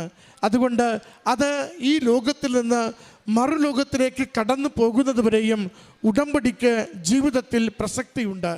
സഹോദരി പറയുന്നുണ്ട്, അവിടെ ജീവിതം മുന്നോട്ട് പോകുമ്പോൾ 1-2 കാര്യങ്ങൾ ഉള്ളിൽ ചിന്തകളുണ്ട്. ഒന്ന്, അമ്മയുടെ അഖണ്ഡ ജപമാല റാലിയിൽ പങ്കെടുക്കണം. മക്കളുടെ അവധി നോക്കി വരുമ്പോൾ റാലിയിൽ പങ്കെടുക്കാൻ പറ്റുന്നില്ല. അത് അമ്മയുടെ അരികിൽ ഒരു പ്രാർത്ഥനയായി നിൽപ്പുണ്ട്. മറ്റൊന്ന്, ശാന്തമായി പോകുമ്പോൾ കടബാധ്യതകൾ മാറാൻ വേണ്ടി കാത്തിരുന്നാൽ വൃദ്ധരായ മാതാപിതാക്കൾക്കൊരു ഭവനം കൊടുക്കുവാൻ സാധിക്കില്ല. അതിനുള്ള കാര്യങ്ങൾ അവർക്ക് ശാന്തതയോടെ സന്തോഷത്തോടെ അന്തിയുറങ്ങുവാനുള്ളൊരു ഭവനത്തിൻ്റെ നിർമ്മാണം തുടങ്ങുവാൻ ആ നാളുകളിൽ തീരുമാനമെടുത്തു. കൈകളിൽ ഉള്ളതുകൊണ്ടല്ല, അമ്മ മാതാവിൽ ശരണപ്പെട്ടുകൊണ്ട്. വളരെ അവിചാരിതമായി അപ്പച്ചനുണ്ടാവുന്ന രോഗത്തെക്കുറിച്ച് സൂചിപ്പിക്കുന്നുണ്ട്. തളർന്നു പോകുന്നു. നാട്ടിൽ വരുവാൻ അപ്പോഴും ഒരു ആശങ്കയുണ്ട്, വരണോ വേണ്ടയോ, വന്നാൽ വരുമാനമൊന്നും ഇല്ലല്ലോ. ഈ ക്ലേശങ്ങളൊക്കെ ഉള്ളിൽ നിൽക്കുമ്പോൾ വിജയകുമാർ സാറിലൂടെ വ്യക്തമായൊരു സന്ദേശം കിട്ടുന്നു. ഇപ്പോൾ നീ ഭർത്താവിനെ പരിചരിക്കണം, കാശ് നോക്കാതെ നീ തിരികെ പോരുക. പക്ഷേ നമ്മളൊരു പ്രതിസന്ധിയുടെ നടുക്കടലിലാണെങ്കിലും അമ്മയാണ് നയിക്കുന്നതെങ്കിൽ, അമ്മയുടെ സന്ദേശമാണെങ്കിൽ അതിനൊരു അനുഗ്രഹത്തിൻ്റെ അടയാളമുണ്ടാവും. സഹോദരി പറയുന്നുണ്ട്, ടിക്കറ്റ് എടുക്കാൻ പോലും പൈസയില്ലാതിരിക്കുമ്പോൾ പലരും പല വിധത്തിൽ എൻ്റെ അക്കൗണ്ടിലേക്ക് പണം നൽകി സഹായിച്ചു, ടിക്കറ്റ് എടുത്തു നൽകി സഹായിച്ചു. ഭർത്താവിനെ വന്നു കണ്ട് പ്രാർത്ഥിക്കുവാൻ അവസരമൊരുക്കി അച്ഛൻ്റെ ആശീർവാദ പ്രാർത്ഥനയുടെ ഒപ്പം ചേർന്നു. അച്ഛൻ്റെ ആശീർവാദ പ്രാർത്ഥനയ്ക്ക് വരുമ്പോൾ നമ്മുടെ നിയോഗം അത് വളരെ കൃത്യതയുള്ളതാണെങ്കിൽ, ഉടമ്പടി ജീവിതം വൃത്തിയുള്ളതാണെങ്കിൽ, മറ്റാരിലും നമുക്ക് രക്ഷയില്ലെന്ന് ഉറപ്പോടുകൂടി ദൈവകരങ്ങളിലേക്ക് ദൈവിക ഇടപെടലിന് വേണ്ടി സമർപ്പിക്കുന്ന വിഷയമാണെങ്കിൽ അതിന് നമുക്ക് അമ്മ മാതാവിലൂടെ ഈശോ ഉടനടി പരിഹാരം നൽകിക്കൊണ്ടിരിക്കും. ആയിരക്കണക്കിന് മക്കൾക്ക് അനുഗ്രഹമാകുന്ന വലിയൊരു പദ്ധതിയാണ്, ദൈവിക പദ്ധതിയാണ് അച്ഛനീ അൾത്താരയിൽ എന്നും നടത്തിക്കൊണ്ടിരിക്കുന്ന ഈ കൈവെപ്പ് ശുശ്രൂഷയുടെ പ്രാർത്ഥന. സഹോദരി പറയുന്നുണ്ട്, ഞാൻ ഫോട്ടോ കാണിച്ച് അച്ഛനോട് പ്രാർത്ഥന യാചിച്ചു, വന്ന് 3-ാം തീയതി വന്ന് യാചിച്ചു. ഒക്ടോബർ 25-ാം തീയതി സഹോദരൻ ജപമാല റാലിയിൽ പങ്കെടുക്കുവാൻ തളർന്നു കിടന്ന വ്യക്തി യാത്ര ചെയ്യുവാൻ പറ്റുന്ന വിധത്തിൽ ആരോഗ്യം പ്രാപിച്ച് ഈ അമ്മ മാതാവിൻ്റെ ജപമാല റാലിയിൽ എത്തിച്ചേർന്നുവെന്ന ദൈവത്തിൻ്റെ ശക്തി വലുതാണ്. ദൈവിക ഇടപെടലുകൾക്ക് യാതൊരു തടസ്സങ്ങളുമില്ല. നമ്മളൊന്ന് സഹകരിക്കുവാൻ സന്മനസ്സുണ്ടോ, ഏത് ജീവിത വിഷയത്തിലും ദൈവിക തീരുമാനം വേഗമുണ്ടാവും. ഈ അപ്പച്ചൻ ഇന്ന് നടന്നു വന്ന് ഈ അൾത്താരയിൽ നിൽക്കുമ്പോൾ കുടുംബം ഒരുമിച്ച് പറയുന്നു, ആശ്രയിക്കുന്ന ദൈവം, ശരണപ്പെട്ട് പ്രാർത്ഥിക്കുന്ന മാതാവ് കൂടെ നിന്ന് ഞങ്ങളുടെ ജീവിതങ്ങളെ നയിച്ചു കൊണ്ടിരിക്കുന്നുവെന്ന. പ്രിയമുള്ളവരെ, ഓരോ സാക്ഷ്യവും ദൈവനാമത്തെ മഹത്വപ്പെടുത്തുകയാണ്. ഓരോ സാക്ഷ്യവും ഇന്നും ജീവിക്കുന്ന ദൈവത്തിൻ്റെ, ഇന്നും സഹായിക്കുന്ന പരിശുദ്ധ കൃപാസന മാതാവിൻ്റെ വലിയ ഇടപെടലുകളിലൂടെ ലഭിക്കുന്ന അനുഗ്രഹങ്ങളെ ലോകത്തിലേക്ക് വിളിച്ചു പറയുകയാണ്. ശരണപ്പെട്ട് പ്രാർത്ഥിക്കാം, പ്രത്യക്ഷീകരണത്തിന് സാക്ഷികളാക്കണമേ എന്ന് അമ്മയോട് നിരന്തരം പറഞ്ഞുകൊണ്ട് ജീവിത വിഷയങ്ങളെ ഏൽപ്പിച്ചു കൊടുക്കാം. ഈ കുടുംബത്തിന് ലഭിച്ച എല്ലാ അനുഗ്രഹങ്ങൾക്കും നന്ദി പറഞ്ഞുകൊണ്ട് കരങ്ങളടിച്ച് praise the Lord. Ave Maria. നമ്മുടെ കർത്താവും രക്ഷിതാവുമായ യേശുക്രിസ്തുവിൻ്റെ നാമം മഹത്വപ്പെടുമാറാകട്ടെ. കൃപാസനം മാതാവ് വഴി ഈശോ തന്ന അനുഗ്രഹങ്ങൾക്ക് നന്ദി പറയാനാണ് ഞാനിവിടെ നിൽക്കുന്നത്. എൻ്റെ പേര് ഐവിൻ. ഞാൻ പത്തനംതിട്ട ജില്ലയിലെ മല്ലപ്പള്ളി എന്ന് പറഞ്ഞ സ്ഥലത്ത് നിന്ന് വരുന്നു. ഞാൻ മർത്തോമ സഭ അംഗമാണ്. കൃപാസനത്തെപ്പറ്റി ഞാൻ ആദ്യമായിട്ട് അറിയുന്നത് എൻ്റെ ബ്രദറും അതുപോലെ തന്നെ എൻ്റെ മമ്മിയുടെ സിസ്റ്ററും ഇവിടെ വന്ന് ഉടമ്പടി എടുത്തിട്ടുള്ളവരാണ്. അങ്ങനെയാണ് ഞാൻ കൃപാസനത്തെപ്പറ്റി ആദ്യമായിട്ട് അറിയുന്നത്. ഞാൻ ഉടമ്പടിയിൽ ജീവിക്കുവാൻ തുടങ്ങിയത് ഫെബ്രുവരി 7, 2025 മുതലാണ്. ഞാൻ ഉടമ്പടിയിൽ ജീവിക്കുക എന്ന് പറഞ്ഞത് എൻ്റെ ഉടമ്പടിക്ക് മുമ്പുള്ള ജീവിതവും ഉടമ്പടിക്ക് ശേഷമുള്ള ജീവിതവും നല്ല വ്യത്യാസമാണുള്ളത്. അതിലേക്ക് ഞാൻ കടന്നു വരാം. ഞാൻ എൻ്റെ ഫസ്റ്റ് നിയോഗമായിട്ട് വെച്ചത് എൻ്റെ മദ്യപാനം നിർത്താൻ സഹായിക്കണമെന്ന് പറഞ്ഞിട്ടാണ്. ഞാൻ എൻ്റെ മദ്യപാനം കോളേജിൽ പഠിച്ചുകൊണ്ടിരിക്കുമ്പോൾ തുടങ്ങിയതാണ്. ഇപ്പം ഏകദേശം ഒരു 10 വർഷമായി കാണും. കോളേജിൽ പഠിച്ചുകൊണ്ടിരിക്കുമ്പോൾ ഫ്രണ്ട്സിൻ്റെ കൂടെ ഒരു രസത്തിന് തുടങ്ങിയതാണ്. പക്ഷെ പലപ്പോഴും നിർത്താനായിട്ട് ഞാൻ ശ്രമിച്ചിരുന്നുവെങ്കിലും എനിക്ക് നിർത്താൻ സാധിച്ചിരുന്നില്ല. നിർത്താൻ വേണ്ടി ഞാൻ സ്പിരിച്വലി കുറേ വളരാൻ ശ്രമിച്ചു. പക്ഷെ പിന്നെയും ഓരോ പ്രലോഭനം കാരണം ഞാൻ പിന്നെയും വീണുപോയിരുന്നു. പക്ഷേ ഉടമ്പടിയിൽ ഞാൻ ദൈവമായിട്ടുള്ള ഉടമ്പടിയിൽ ജീവിച്ചു തുടങ്ങിയതിൽ പിന്നെ എനിക്ക് പല സാഹചര്യങ്ങളും അതുപോലെ തന്നെ അവസരങ്ങളും ഉണ്ടായിട്ടും എനിക്ക് മദ്യപിക്കണമെന്നൊരു ആഗ്രഹവും തോന്നിയിട്ടില്ല. എൻ്റെ ഇപ്പോഴത്തെ ലക്ഷ്യം എന്ന് പറയുന്നത് നിത്യജീവൻ, അല്ലെങ്കിൽ സ്വർഗരാജ്യത്തിലെ അവകാശികളാവുക, അല്ലെങ്കിൽ സ്പിരിച്വലി വളരുക. അതാണ് ഇപ്പോഴത്തെ എൻ്റെ ലക്ഷ്യം. അതുപോലെ തന്നെ എനിക്ക് സ്പിരിച്വലി നല്ലപോലെ വളരാൻ സാധിച്ചു. ഞാൻ നേരത്തെ പറഞ്ഞല്ലോ, ഉടമ്പടിക്ക് മുമ്പുള്ള എൻ്റെ ജീവിതവും ഉടമ്പടിക്ക് ശേഷമുള്ള എൻ്റെ ജീവിതവും നല്ല വ്യത്യാസമാണെന്ന്. ഉടമ്പടിക്ക് മുമ്പ് ഞാൻ മോഹങ്ങൾക്കും അല്ലേ ലോകത്തിന് വേണ്ടി ജീവിച്ച ഒരു മനുഷ്യനായിരുന്നു. പക്ഷേ ഉടമ്പടിക്ക് ശേഷം ദൈവത്തിന് ഫസ്റ്റ് പ്രയോറിറ്റി കൊടുക്കുക, ദൈവമായിട്ട് മുമ്പോട്ട് ജീവിക്കുക. അതാണ് എൻ്റെ അങ്ങനെയാണ് ഞാൻ ജീവിച്ച് ഇപ്പം പോരുന്നത്.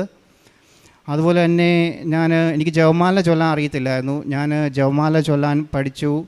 ഞാൻ മിക്കവാറും എല്ലാ ദിവസവും തന്നെ ജപമാല മുടങ്ങാറെ ചൊല്ലാറുണ്ട്. അതുപോലെ തന്നെ എനിക്ക് കുവൈറ്റിലുള്ള അഖണ്ഡ ജപമാല ഗ്രൂപ്പിൽ മെയ് ലാസ്റ്റ് തൊട്ട് ഞാൻ അത് സ്ഥിരമായിട്ട് പങ്കെടുത്ത് വരുന്നു. അങ്ങനെ പങ്കെടുത്ത് വരുമ്പോൾ ഈ അഖണ്ഡ ജപമാലയിൽ എനിക്ക് തിരിയിൽ മാതാവിൻ്റെ സാന്നിധ്യം എനിക്ക് ലഭിക്കുവാനിടയായി. അതുപോലെ തന്നെ ഞാൻ എൻ്റെ ഫസ്റ്റ് ഉടമ്പടി പുതുക്കിയത് മെയ്യിലാണ്, ഈ കഴിഞ്ഞ മെയ്യിലാണ്. അന്ന് തൊട്ട് ഞാൻ വിശുദ്ധ കുർബാന മുടക്കിയിട്ടില്ല. അതുപോലെ തന്നെ ബൈബിള് നമ്മൾ ഡെയിലി വായിക്കുമ്പോൾ ഒരു ദിവസം മിസ്സായാൽ ഞാനത് ആ ടൈമും കൂടെ ആഡ് ചെയ്ത് അടുത്ത ദിവസം തന്നെ അത് വായിക്കും. അങ്ങനെ സ്പിരിച്വലി എനിക്ക് നല്ല മാറ്റമാണ് ഉണ്ടായിരുന്നത്. പിന്നെ എൻ്റെ അടുത്ത നിയോഗം ഞാൻ വെച്ചത് എനിക്ക് വിദേശത്തൊരു ജോലി ലഭിക്കുക എന്നുള്ള ഒരു നിയോഗമാണ് ഞാൻ വെച്ചത്. ഞാൻ വിദേശത്ത് നേരത്തെ വർക്ക് ചെയ്തിരുന്ന ആളാണ്. ഫാമിലി ഇഷ്യൂ കാരണം എനിക്ക് നാട്ടിൽ വരേണ്ടി വന്നു. പിന്നെ ഞാൻ വിദേശത്തേക്ക് പോകാൻ ശ്രമിച്ചിരുന്നു, എനിക്ക് നടന്നിരുന്നില്ല. ഞാൻ മെഡിക്കൽ ഫീൽഡ് അല്ലാത്തതുകൊണ്ട് എനിക്ക് നാട്ടിൽ നിന്ന് ഡയറക്റ്റ് അപ്ലൈ ചെയ്ത് വിദേശത്ത് ജോലി ലഭിക്കുക അത് ഭയങ്കര ഡിഫിക്കൽട്ടായിരുന്നു. ഒന്നെങ്കിൽ ഞാൻ GCC കൺട്രീസിലാണ് നോക്കിക്കൊണ്ടിരുന്നത്, ഒന്നെങ്കിൽ വിസിറ്റിംഗ് വിസ എടുത്ത് അവിടെ പോയി അപ്ലൈ ചെയ്യണം, അല്ലെങ്കിൽ അതുപോലെ നല്ല മെറിറ്റ് ഉണ്ടാവണം, അല്ലെങ്കിൽ ഡയറക്റ്റ് നാട്ടിൽ എന്തെങ്കിലും ഡയറക്റ്റ് ക്ലയൻറ്റ് ഇൻ്റർവ്യൂ വരുമ്പോൾ അത് അറ്റൻഡ് ചെയ്ത് കയറി പോകണം, അല്ലെങ്കിൽ ആരുടെയും ഡയറക്റ്റ് റെഫറൻസ് ത്രൂ കയറി പോകണം. വിസിറ്റിംഗ് വിസ എടുത്ത് പുറത്ത് പോയി അപ്ലൈ ചെയ്യാനുള്ള സാമ്പത്തിക ബുദ്ധിമുട്ട് കാരണം എനിക്ക് അത് സാധിച്ചിരുന്നില്ല. പക്ഷേ ലൂക്കോസ് 1:37 ആ വചനത്തിൻ്റെ ശക്തിയാൽ ദൈവത്തിന് ഒന്നും അസാധ്യമല്ലോ. അപ്പോൾ ആ വചനത്തിൻ്റെ ശക്തിയാൽ ഞാൻ മാതാവിനോട് ചേർന്ന് ഇങ്ങനെ ഓൺലൈനിൽ അപ്ലൈ ചെയ്തുകൊണ്ടിരുന്നു. ഓൺലൈൻ അപ്ലൈ ചെയ്യുന്നു, പിന്നെ റിജക്ഷൻ വരുന്നു, ഓൺലൈൻ അപ്ലൈ ചെയ്യുന്നു, റിജക്ഷൻ വരുന്നു. ഇത് തന്നെയാണ് സംഭവിച്ചുകൊണ്ടിരുന്നത്. അങ്ങനെ എനിക്ക് ഒരു ഡയറക്റ്റ് ക്ലയൻറ്റ് ഇൻ്റർവ്യൂ നാട്ടിൽ എനിക്ക് ഒരു റിലേറ്റീവ്സ് ത്രൂ അറ്റൻഡ് ചെയ്യാനിടയായി. അങ്ങനെ ഞാനത് ഡയറക്റ്റ് ക്ലയൻറ്റ് ഇൻ്റർവ്യൂ അറ്റൻഡ് ചെയ്തു. പക്ഷേ എനിക്ക് വിശുദ്ധ നമ്മുടെ ഉടമ്പടി നേർച്ച വസ്തുക്കളായ ഉപ്പ് അതൊക്കെ എനിക്ക് അവിടെ പോയി ഉപയോഗിക്കണം, ദൈവത്തിന് സമർപ്പിക്കണം എന്നൊക്കെ ആഗ്രഹം ഉണ്ടായിരുന്നു. പക്ഷേ ഇൻ്റർവ്യൂവിന് കയറി ചെന്നു. ഞാൻ രജിസ്ട്രേഷൻ ചെയ്യുന്നതിന് മുമ്പ് തന്നെ എൻ്റെ CV നോക്കിയിട്ട് റിജക്റ്റ് ആയെന്ന് പറഞ്ഞു. പക്ഷേ എനിക്ക് അത് വലിയ വിഷമമായിരുന്നുണ്ടായിരുന്നത്. എനിക്ക് ഉടമ്പടി നേർച്ച വസ്തുക്കൾ ഉപയോഗിക്കാൻ പറ്റിയില്ലല്ലോ എന്ന് വെച്ച്. അത് കഴിഞ്ഞിട്ടും ഞാൻ എൻ്റെ വിശ്വാസം മാതാവ് എനിക്ക് ബെസ്റ്റ് ചെയ്തെടുത്തുള്ളൂ എന്ന വിശ്വാസത്തിൽ ഞാൻ മുമ്പോട്ട് പോന്നു. അത് കഴിഞ്ഞ് എൻ്റെ ഫസ്റ്റ് ഉടമ്പടി പുതുക്കിയതിന് ശേഷം ഞാൻ കഴിഞ്ഞ ജൂണിൽ ബഹുമാനപ്പെട്ട ജോസഫ് അച്ഛനെ കാണുവാനും അതുപോലെ തന്നെ അച്ഛൻ്റെ കൈവപ്പ് ശുശ്രൂഷ എനിക്ക് ലഭിച്ചു. അത് കഴിഞ്ഞിട്ട് എനിക്ക് നാട്ടിലെ 2 ഡയറക്റ്റ് ക്ലയൻറ്റ് ഇൻ്റർവ്യൂ അറ്റൻഡ് ചെയ്യാൻ ചാൻസ് കിട്ടി. അതിലും ഞാൻ റിജക്റ്റായി. പക്ഷേ അങ്ങനെ ടെൻഷനായിരിക്കുമ്പോൾ ഞാൻ നന്മ നിറഞ്ഞ മറിയുമേ ഇങ്ങനെ ചൊല്ലിക്കൊണ്ട് വരുമ്പോൾ മാതാവ് എൻ്റെ മാതാവ് തന്നെയാണ് അത് എൻ്റെ മനസ്സിൽ തോന്നിച്ചതെന്ന് ഞാൻ പരിപൂർണമായിട്ട് വിശ്വസിക്കുന്നു. മാതാവ് എന്നെ തോന്നിപ്പിച്ചത് മാതാവ് ഗബ്രിയേൽ ദൂതനോട് പറഞ്ഞ ആ ഒരു വാക്യങ്ങളാണ്. ഇതാ ഞാൻ കർത്താവിൻ്റെ ദാസി, നിൻ്റെ വാക്ക് പോലെ എന്നിൽ നിറവേറട്ടെ എന്ന്. അപ്പം എൻ്റെ മനസ്സിൽ തോന്നിയത് ദൈവത്തിൻ്റെ ഹിതം അതെന്തോ ആയാലും നിറവേറട്ടെ. ഇപ്പം എനിക്ക് വിദേശത്ത് പോകാനല്ല, നാട്ടിലാണെങ്കിൽ അത് തന്നെ ദൈവത്തിൻ്റെ ഹിതം അങ്ങനെ തന്നെ നിറവേറട്ടെ എന്ന് പറഞ്ഞ് ഞാൻ പിന്നെ ഡേറ്റ് ഇട്ട് അപ്ലൈ ചെയ്ത് എൻ്റെ രണ്ടാമത്തെ ഉടമ്പടി പുതുക്കിയതിന് ശേഷം ഞാൻ ഡേറ്റ് ഇട്ട് അപ്ലൈ ചെയ്യാൻ തുടങ്ങി. 1 മാസം മുമ്പോട്ടുള്ള ഡേറ്റ് ഇട്ടാണ് ഞാൻ അപ്ലൈ ചെയ്ത് തുടങ്ങിയത്. ഞാൻ മാക്സിമം അപ്ലൈ ചെയ്തു. 1 മാസം ഞാൻ അറൗണ്ട് ഒരു 300 ജോബ് അപ്ലൈ ചെയ്തു. അതിൻ്റെ വിശ്വാസത്തിൻ്റെ ഇതിൽ ഞാൻ ചെയ്തതാണ്. ഞാൻ മൊത്തം ദൈവത്തിനോട് സമർപ്പിച്ച് ഞാൻ ചെയ്തു. ദൈവമേ, എനിക്കിതിലൊന്നും എൻ്റെ മെറിറ്റിൽ എനിക്കൊന്നും നേടാൻ സാധിക്കത്തില്ല. ദൈവത്തിൻ്റെ കൃപയാലല്ലാതെ ദൈവത്തിൻ്റെ അനുഗ്രഹത്താലല്ലാതെ എനിക്കത് നേടാൻ സാധിക്കുകയില്ല എന്ന് പറഞ്ഞ് ഞാനത് അപ്ലൈ ചെയ്തു പോന്നു. അതിൻ്റെ ഇടയ്ക്കും ഒരു ഡയറക്റ്റ് ക്ലയൻറ്റ് ഇൻ്റർവ്യൂ നടന്നു, അതിലും റിജക്റ്റായി. അത് കഴിഞ്ഞിട്ട് ഡേറ്റ് കഴിഞ്ഞു. ആ ഡേറ്റ് കഴിഞ്ഞിട്ടും എനിക്ക് ഒരു കോളും ഒരു ഇൻ്റർവ്യൂ കോളോ ഒന്നും വന്നിട്ടില്ലായിരുന്നു. പക്ഷേ ആ ഡേറ്റ് ഇട്ട് സെപ്റ്റംബറിലാണ് ഞാൻ ഡേറ്റ് ഇട്ട് പ്രാർത്ഥിച്ച് വന്നത്. പക്ഷേ ഞാൻ സെപ്റ്റംബറിലും ഞാൻ മാതാവിനോട് പറഞ്ഞത്, മാതാവേ സെപ്റ്റംബറായി, എനിക്ക് ഒക്ടോബറിൽ എനിക്ക് അഖണ്ഡ ജപമാലയിൽ പങ്കെടുക്കണമെന്നുണ്ട്, അത് വലിയ ആഗ്രഹമാണ്. ഇപ്പോൾ ഞാൻ ഡേറ്റ് ഇട്ട് പ്രാർത്ഥിച്ച് എനിക്ക് അത് കിട്ടിയാലും അതിൻ്റെ പ്രോസസ്സിങ്ങൊക്കെ കഴിഞ്ഞിട്ട് മാതാവ് എനിക്ക് അഖണ്ഡ ജപമാലയിൽ പങ്കെടുത്ത് അതിന് ശേഷം മാത്രമേ എനിക്ക് ആ ഒരു ജോലി തരാവൂ എന്ന്. പക്ഷേ അങ്ങനെ ഞാൻ പ്രാർത്ഥിക്കുന്നുണ്ടായിരുന്നു. അങ്ങനെ ഡേറ്റ് ഇട്ട് അപ്ലൈ ചെയ്ത് വന്നു. ലാസ്റ്റിലും എനിക്ക് കിട്ടിയില്ല. പിന്നെ അത് കഴിഞ്ഞിട്ട് ദൈവത്തിൻ്റെ ഹിതം അതെന്തോ ആണേലും എൻ്റെ ജീവിതത്തിൽ നിറവേറുമാറാകട്ടെ എന്ന് പറഞ്ഞ് ഞാൻ മുമ്പോട്ട് പോന്നു. അത് കഴിഞ്ഞ് ഞാൻ നാട്ടിലും അപ്ലൈ ചെയ്തു. 2 ജോബ് അപ്ലൈ ചെയ്തു, ഇൻ്റർവ്യൂവിന് വിളിച്ചു, അത് കിട്ടിയില്ല. പക്ഷേ ഞാൻ ഡേറ്റ് ഇട്ട് അപ്ലൈ ചെയ്ത ആ ജോബ് ഒരു 2-3 പേര് എന്നെ വിളിച്ചു. ജസ്റ്റ് നോർമലി കാര്യങ്ങളൊക്കെ ചോദിച്ചു, എവിടെയാണ്, ഇപ്പോൾ നാട്ടിലാണോ, എന്തോ ആ കാര്യങ്ങൾ ഡീറ്റെയിൽസ് ചോദിച്ചു. പക്ഷേ ഞാനത് സീരിയസ് ആയിട്ടൊന്നും എടുത്തില്ല. പക്ഷേ അത് കഴിഞ്ഞിട്ട് എനിക്ക് പെട്ടെന്ന് ഒരു കോള്, എനിക്കൊരു മെസ്സേജ് വരികയും ഞാൻ ഓൺലൈൻ ഇൻ്റർവ്യൂവിന് ഷോർട്ട് ലിസ്റ്റ് ആയിട്ടുണ്ടെന്ന് പറയുകയും ചെയ്തു. അപ്പോൾ തന്നെ എനിക്ക് ഇത് മാതാവ് ഇടപെട്ടതാണെന്ന് ഞാൻ പരിപൂർണ്ണമായിട്ട് വിശ്വസിച്ചു. കാര്യം ഇങ്ങനെ നാട്ടിൽ നിന്ന് ഇങ്ങനെ ഓൺലൈൻ ഇൻ്റർവ്യൂ ത്രൂ ഇങ്ങനെ അവർ സെലക്ട് ചെയ്യുന്നത് വളരെ ചുരുക്കമാണ്. അങ്ങനെ അത്രയും മെറിറ്റൊന്നും എനിക്കില്ല. അങ്ങനെ ഞാനത് ഇൻ്റർവ്യൂ അറ്റൻഡ് ചെയ്യുന്നതിന് മുമ്പേ ഞാൻ ഓൺലൈനാണ് അറ്റൻഡ് ചെയ്തത്. അപ്പം ഞാൻ എൻ്റെ മൊബൈലിൽ എൻ്റെ ബാക്ക് സൈഡിൽ ഉടമ്പടി തൈലം കുരിശടയാളത്തിൽ വരച്ചിട്ട് ഞാൻ അതിനു മുമ്പെല്ലാം ഞാൻ വിശ്വാസ പ്രമാണം മാത്രമേ ഞാൻ ചൊല്ലത്തുള്ളായിരുന്നു. ഈ പ്രാവശ്യം ഞാൻ പ്രത്യക്ഷീകരണ പ്രാർത്ഥനയും വിശ്വാസ പ്രമാണം ചൊല്ലി എൻ്റെ കാശുരൂപം കൈ വച്ചിട്ട്, മാതാവേ അമ്മ ഈ ഇൻ്റർവ്യൂവിന് എനിക്ക് പകരമായിട്ട് പറയണം എന്ന് പറഞ്ഞിട്ട് ഞാൻ അത് അപ്ലൈ ചെയ്തു. ഇൻ്റർവ്യൂ ഒന്നും കുഴപ്പമില്ലായിരുന്നു, അങ്ങനെ അറ്റൻഡ് ചെയ്തു. പക്ഷേ അവർ ഫൈനൽ റിസൾട്ട് വന്നിട്ടില്ലായിരുന്നു. അവർ പറയാമെന്ന് പറഞ്ഞു. അടുത്ത ആഴ്ചയും ഞാൻ ഫോളോ അപ്പ് ചെയ്തു. അവർ പിന്നെയും പറയാമെന്ന് പറഞ്ഞു. അങ്ങനെ കഴിഞ്ഞ 4-ാം തീയതി എനിക്ക് ദൈവം സഹായിച്ച് ഓഫർ ലെറ്റർ വരികയും ഞാൻ ഈ 18-ാം തീയതി എനിക്ക് വിസയും ബാക്കി കാര്യങ്ങളും എല്ലാം റെഡിയായി. ഞാൻ ഈ 18-ാം തീയതി ഞാൻ UAE-യിലാണ് എനിക്ക് ജോലി ലഭിച്ചത്. ഞാൻ ഈ 18-ാം തീയതി ഞാൻ UAE-യിലേക്ക് പോകും. ഇത്രയും അനുഗ്രഹങ്ങളും അതുപോലെ തന്നെ ഞാൻ ഫസ്റ്റ് തൊട്ട് ഞാൻ ജോലി അപ്ലൈ ചെയ്യുന്ന സമയത്തെല്ലാം എൻ്റെ മാതാവിൻ്റെ കാശുരൂപം ഞാൻ മുറുകെ പിടിച്ചിട്ട്,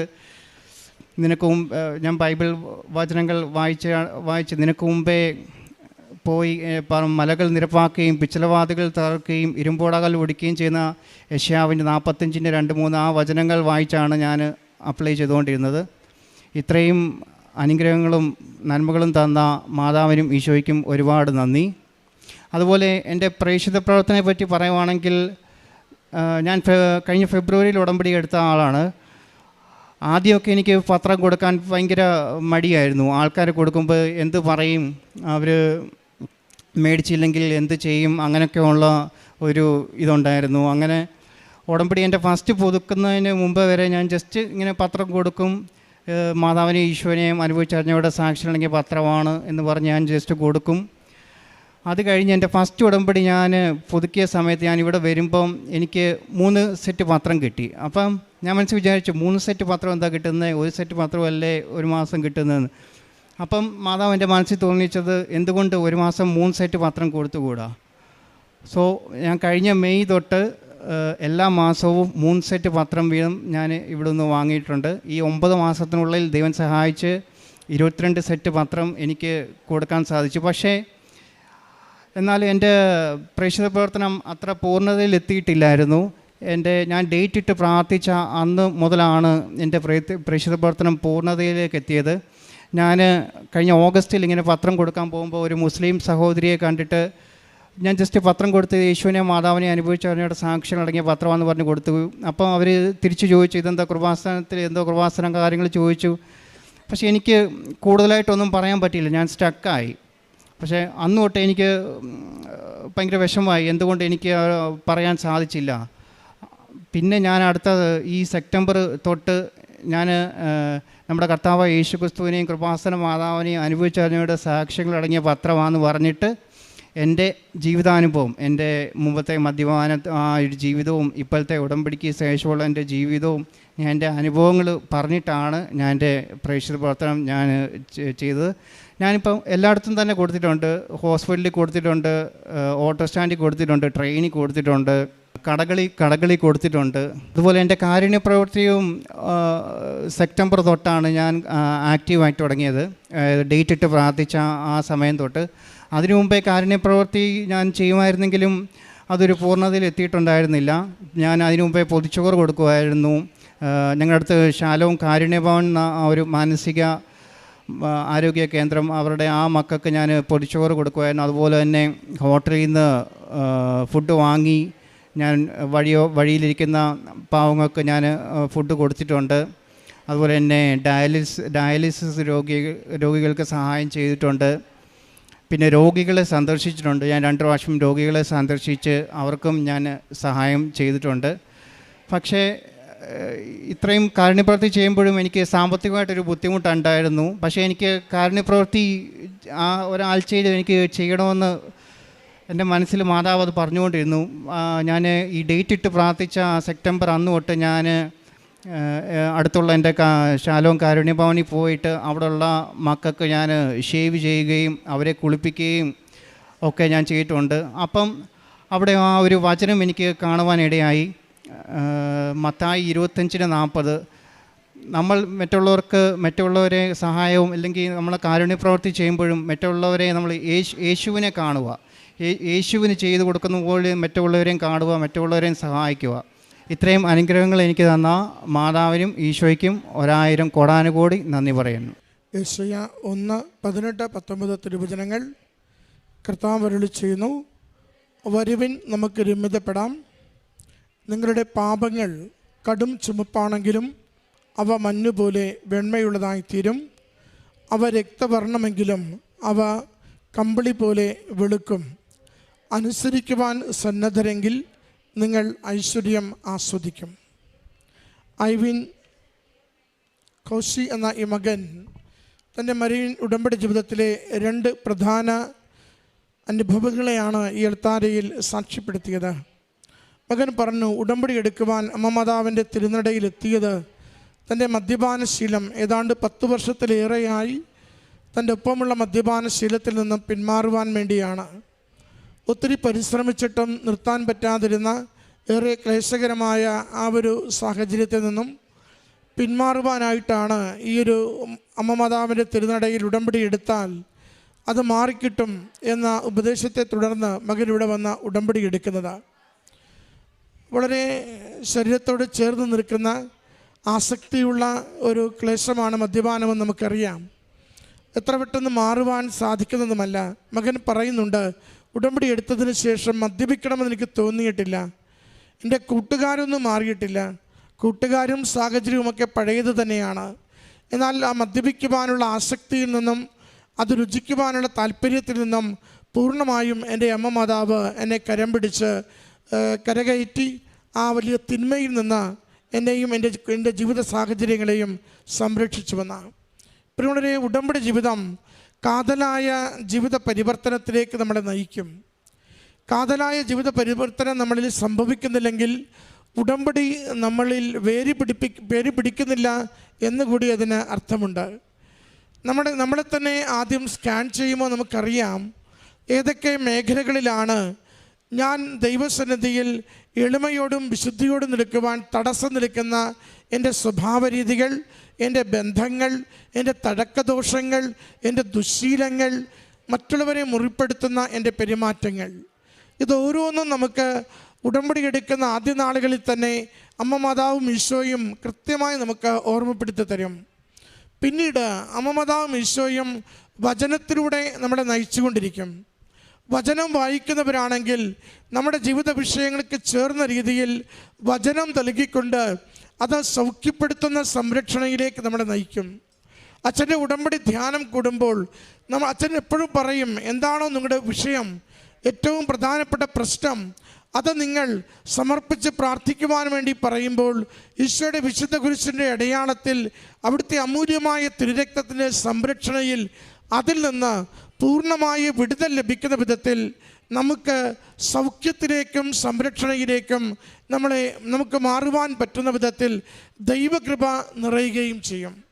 അതുകൊണ്ട് വചനം സൂചിപ്പിക്കുന്നത് പോലെ അനുതപിക്കുവാൻ നമുക്ക് മനസ്സുണ്ടാവണം. ദൈവസ്വരം കേട്ട് അതനുസരിച്ച് ജീവിക്കുവാൻ നമുക്കൊരു തീരുമാനമുണ്ടാവണം. അത് എത്ര വലിയ ജീവിതത്തിൻ്റെ കടും ചുമപ്പായ പാപത്തെയും, എത്ര വർഷങ്ങളായി കൂടെയുള്ള ജീവിത ദോഷങ്ങളെയും, എത്ര നാളായി മറ്റാരും അറിയില്ലെങ്കിലും നമ്മോടൊപ്പം സഞ്ചരിക്കുന്ന, നമ്മുടെ കൃപയ്ക്കും ജീവിതത്തിൻ്റെ ഐശ്വര്യത്തിനും ദൈവികമായ അനുഗ്രഹത്തിനും തടസ്സം നിൽക്കുന്ന ജീവിതത്തോടൊപ്പമുള്ള വലിയ തിന്മയുടെ സ്വാധീനങ്ങൾ, പൈശാചിക ബന്ധനങ്ങൾ, ആരുടെയെങ്കിലുമൊക്കെ പ്രത്യേകമായ കൂട്ടുകെട്ടുകൾ, അത് മാറുന്നതിന് അമ്മ മാതാവിൻ്റെ ഉടമ്പടിയിലൂടെ ഈശോ നമ്മളെ സഹായിക്കും. അതാണ് മകൻ ആദ്യം സാക്ഷ്യപ്പെടുത്തിയത്. എനിക്ക് സ്വയമേവ മാറില്ലെന്ന് ഞാൻ കരുതിയ എൻ്റെ മദ്യപാനത്തെ അമ്മ മാതാവിൻ്റെ ഉടമ്പടി ജീവിതത്തിലൂടെ ഞാൻ എന്നെ തന്നെ ചെറുതായി ഒന്ന് വിട്ടുകൊടുക്കുമ്പോൾ വലുതായി എൻ്റെ ജീവിതത്തെ ഈശോ രക്ഷിച്ചെടുക്കുന്നു. രണ്ടാമത്തത് മകൻ സൂചിപ്പിച്ചത് മകൻ്റെ ജോലിയെക്കുറിച്ചാണ്. ഏറെ പരിശ്രമിച്ചു, പലയിടത്തും അലഞ്ഞു, ഒത്തിരി ഇൻ്റർവ്യൂ പങ്കെടുത്തു, ഒന്നും ഫലവത്താവുന്നില്ല. ഡേറ്റിട്ട് പ്രാർത്ഥിക്കുക ഉടമ്പടി ജീവിതത്തിൻ്റെ ഒരു പ്രത്യേകതയാണ്. കാരണം ഇവിടെ സമയഘടികാരം നെഞ്ചിൽ ചാർത്തിയാണ് അമ്മ മാതാവ് ഈ ആലയത്തിൽ പ്രത്യക്ഷപ്പെട്ടത്. നമുക്ക് ആ അമ്മ മാതാവ് എങ്ങനെ പ്രത്യക്ഷപ്പെട്ടു എന്നത് ഈ ആലയത്തിൻ്റെ ഇടതുവശത്തുള്ള ആ പ്രത്യേകമായ പ്രതിഷ്ഠിച്ചിരിക്കുന്നിടത്ത് അമ്മയെ കാണുവാൻ സാധിക്കും. സമയഘടികാരം നെഞ്ചിൽ ചാർത്തിക്കൊണ്ട് സമയത്തിന് മേൽ അധികാരമുള്ള അമ്മയുടെ സവിശേഷമായ സന്ദേശമാണ് നമുക്ക് നൽകുന്നത്. ദുരന്തം വരുന്നു, പ്രാർത്ഥിക്കണം. അതൊരു സമയത്ത് നടക്കുന്ന വിഷയമാണ്. നമ്മുടെ ജീവിതം മുഴുവനും ദുരന്തമല്ല, പ്രകൃതിയിൽ എപ്പോഴും ദുരന്തമല്ല, കുടുംബത്തിൽ എപ്പോഴും ദുരന്തമല്ല. അതൊരു ചെറിയ സമയത്തേക്ക് നമ്മുടെ ജീവിതത്തിൽ വന്നു പോകുന്ന ഒരു അനുഭവമാണ്. ഈ ദുരന്തത്തിൻ്റെ സമയങ്ങളിൽ മുഴുവനും ആശ്വാസത്തിൻ്റെയും അനുഗ്രഹത്തിൻ്റെയും കരം പിരിക്കുന്നൊരു ദൈവം നിനക്ക് കൂടെ ഉണ്ടാകുമെന്നും അതിനുവേണ്ടി നിൻ്റെ കുടുംബത്തെ, വ്യക്തി ജീവിതത്തെ, നാടിനെ, നിൻ്റെ വിശ്വാസത്തെ വിശുദ്ധീകരിക്കണമെന്ന് അമ്മ നൽകിയ സന്ദേശമാണ്. അതുകൊണ്ടാണ് ഉടമ്പടി എടുക്കുന്ന മക്കൾ വിശ്വസ്തതയിൽ ഉടമ്പടി ജീവിക്കുമ്പോൾ തീയതിയിട്ട് പ്രാർത്ഥിക്കുന്നത്. ഇത്ര ദിവസത്തിനുള്ളിൽ, ഇന്ന മാസം, ഇന്ന തീയതിയിൽ എൻ്റെ അമ്മ മാതാവിൻ്റെ സംരക്ഷണം എനിക്കിത് അനുഗ്രഹമാകുന്നതിന് വേണ്ടി ലഭിക്കണമെന്ന്. തീയതിയിട്ട് പ്രാർത്ഥിക്കുന്ന മക്കൾക്ക് നാം നിരന്തരം കേട്ടുകൊണ്ടിരിക്കും, അവരുടെ തീയതിയെ ദൈവം അംഗീകരിക്കുന്നു, അമ്മ മാതാവ് ഈശോയ്ക്കത് അനുഗ്രഹമാകുന്നത് വരെയും കൂടെ നിന്ന് സഹായിക്കുന്നുവെന്ന്. കാരണം നമ്മോടൊപ്പം സഞ്ചരിക്കുവാൻ, നമ്മുടെ ജീവിതത്തെ അനുഗ്രഹമാക്കി മാറ്റുവാൻ എപ്പോഴും ഈശോയ്ക്കും അമ്മ മാതാവിനും സന്തോഷമേ ഉള്ളൂ. അതുകൊണ്ട് മകൻ അതാണ് പറയുന്നത്, അഖണ്ഡ ജപമാല റാലി കഴിയുമ്പോൾ എനിക്ക് സുരക്ഷിതമായൊരു ജോലിക്ക് വേണ്ടി അമ്മ എന്നെ വഴി നടത്തണം, എനിക്കതിനു വേണ്ടി അമ്മ സഹായിക്കണം. അമ്മ മാതാവ് അതുപോലെ തന്നെ ഓരോ കാര്യവും ക്രമീകരിച്ചു, ഓരോ ഇൻ്റർവ്യൂവും അതിൻ്റെ വിസ പ്രോസസ്സിങ്ങും പൂർത്തീകരിച്ചു. ഈ നാളുകളിൽ മകന് വിദേശത്തേക്ക് പോകുവാൻ പറ്റുന്ന വിധത്തിൽ മകൻ തീയതിയിട്ട് പ്രാർത്ഥിച്ചതുപോലെ മകൻ്റെ നിയോഗത്തെ അനുഗ്രഹമാക്കി ഈശോയിൽ നിന്ന് നേടിക്കൊടുക്കുന്നു. പ്രിയമുള്ളവരെ, അമ്മയുടെ സന്നിധിയിലേക്ക് ജീവിതത്തെ കൊടുക്കുമ്പോൾ നമുക്കറിയാം, സമയത്തിന് മേൽ അധികാരമുള്ള അമ്മ നമ്മുടെ സമയ വിഷയങ്ങൾക്ക് മേൽ തീരുമാനം നൽകുവാൻ സഹായിക്കും. ജീവിതത്തിൻ്റെ സർവ്വതലങ്ങളെയും കാണുന്ന പരിശുദ്ധ മാതാവ് നാം ആഗ്രഹത്തോടു കൂടി ഒന്നിൽ നിന്ന് വിട്ടുമാറണം, ഉപേക്ഷിക്കണം എന്ന് തീരുമാനിച്ചാൽ, എത്ര വർഷമായി കൂടെയുള്ള ജീവിതത്തിൻ്റെ ദോഷമാണെങ്കിലും അതിൽ നിന്ന് പൂർണ്ണമായും വിട്ടുമാറുവാൻ പറ്റും വിധം നമ്മുടെ ജീവിതത്തെ അനുഗ്രഹിക്കും. അതിന് വേണ്ടുന്ന രീതിയിൽ നമ്മളെ സഹായിക്കും. അതിൻ്റെ സാക്ഷ്യമാണ് ഈ മകൻ ഈ അൾത്താരയിൽ പങ്കുവച്ചത്. ഈ മകന് ലഭിച്ച എല്ലാ ദൈവാനുഭവങ്ങൾക്കും ആത്മീയ ബോധ്യങ്ങൾക്കും ഈ ഭൗതിക നന്മകൾക്കും അമ്മ മാതാവിനും തിരുക്കുമാരനും നന്ദി പറഞ്ഞുകൊണ്ട് കരങ്ങളടിച്ച് ഈ സാക്ഷ്യം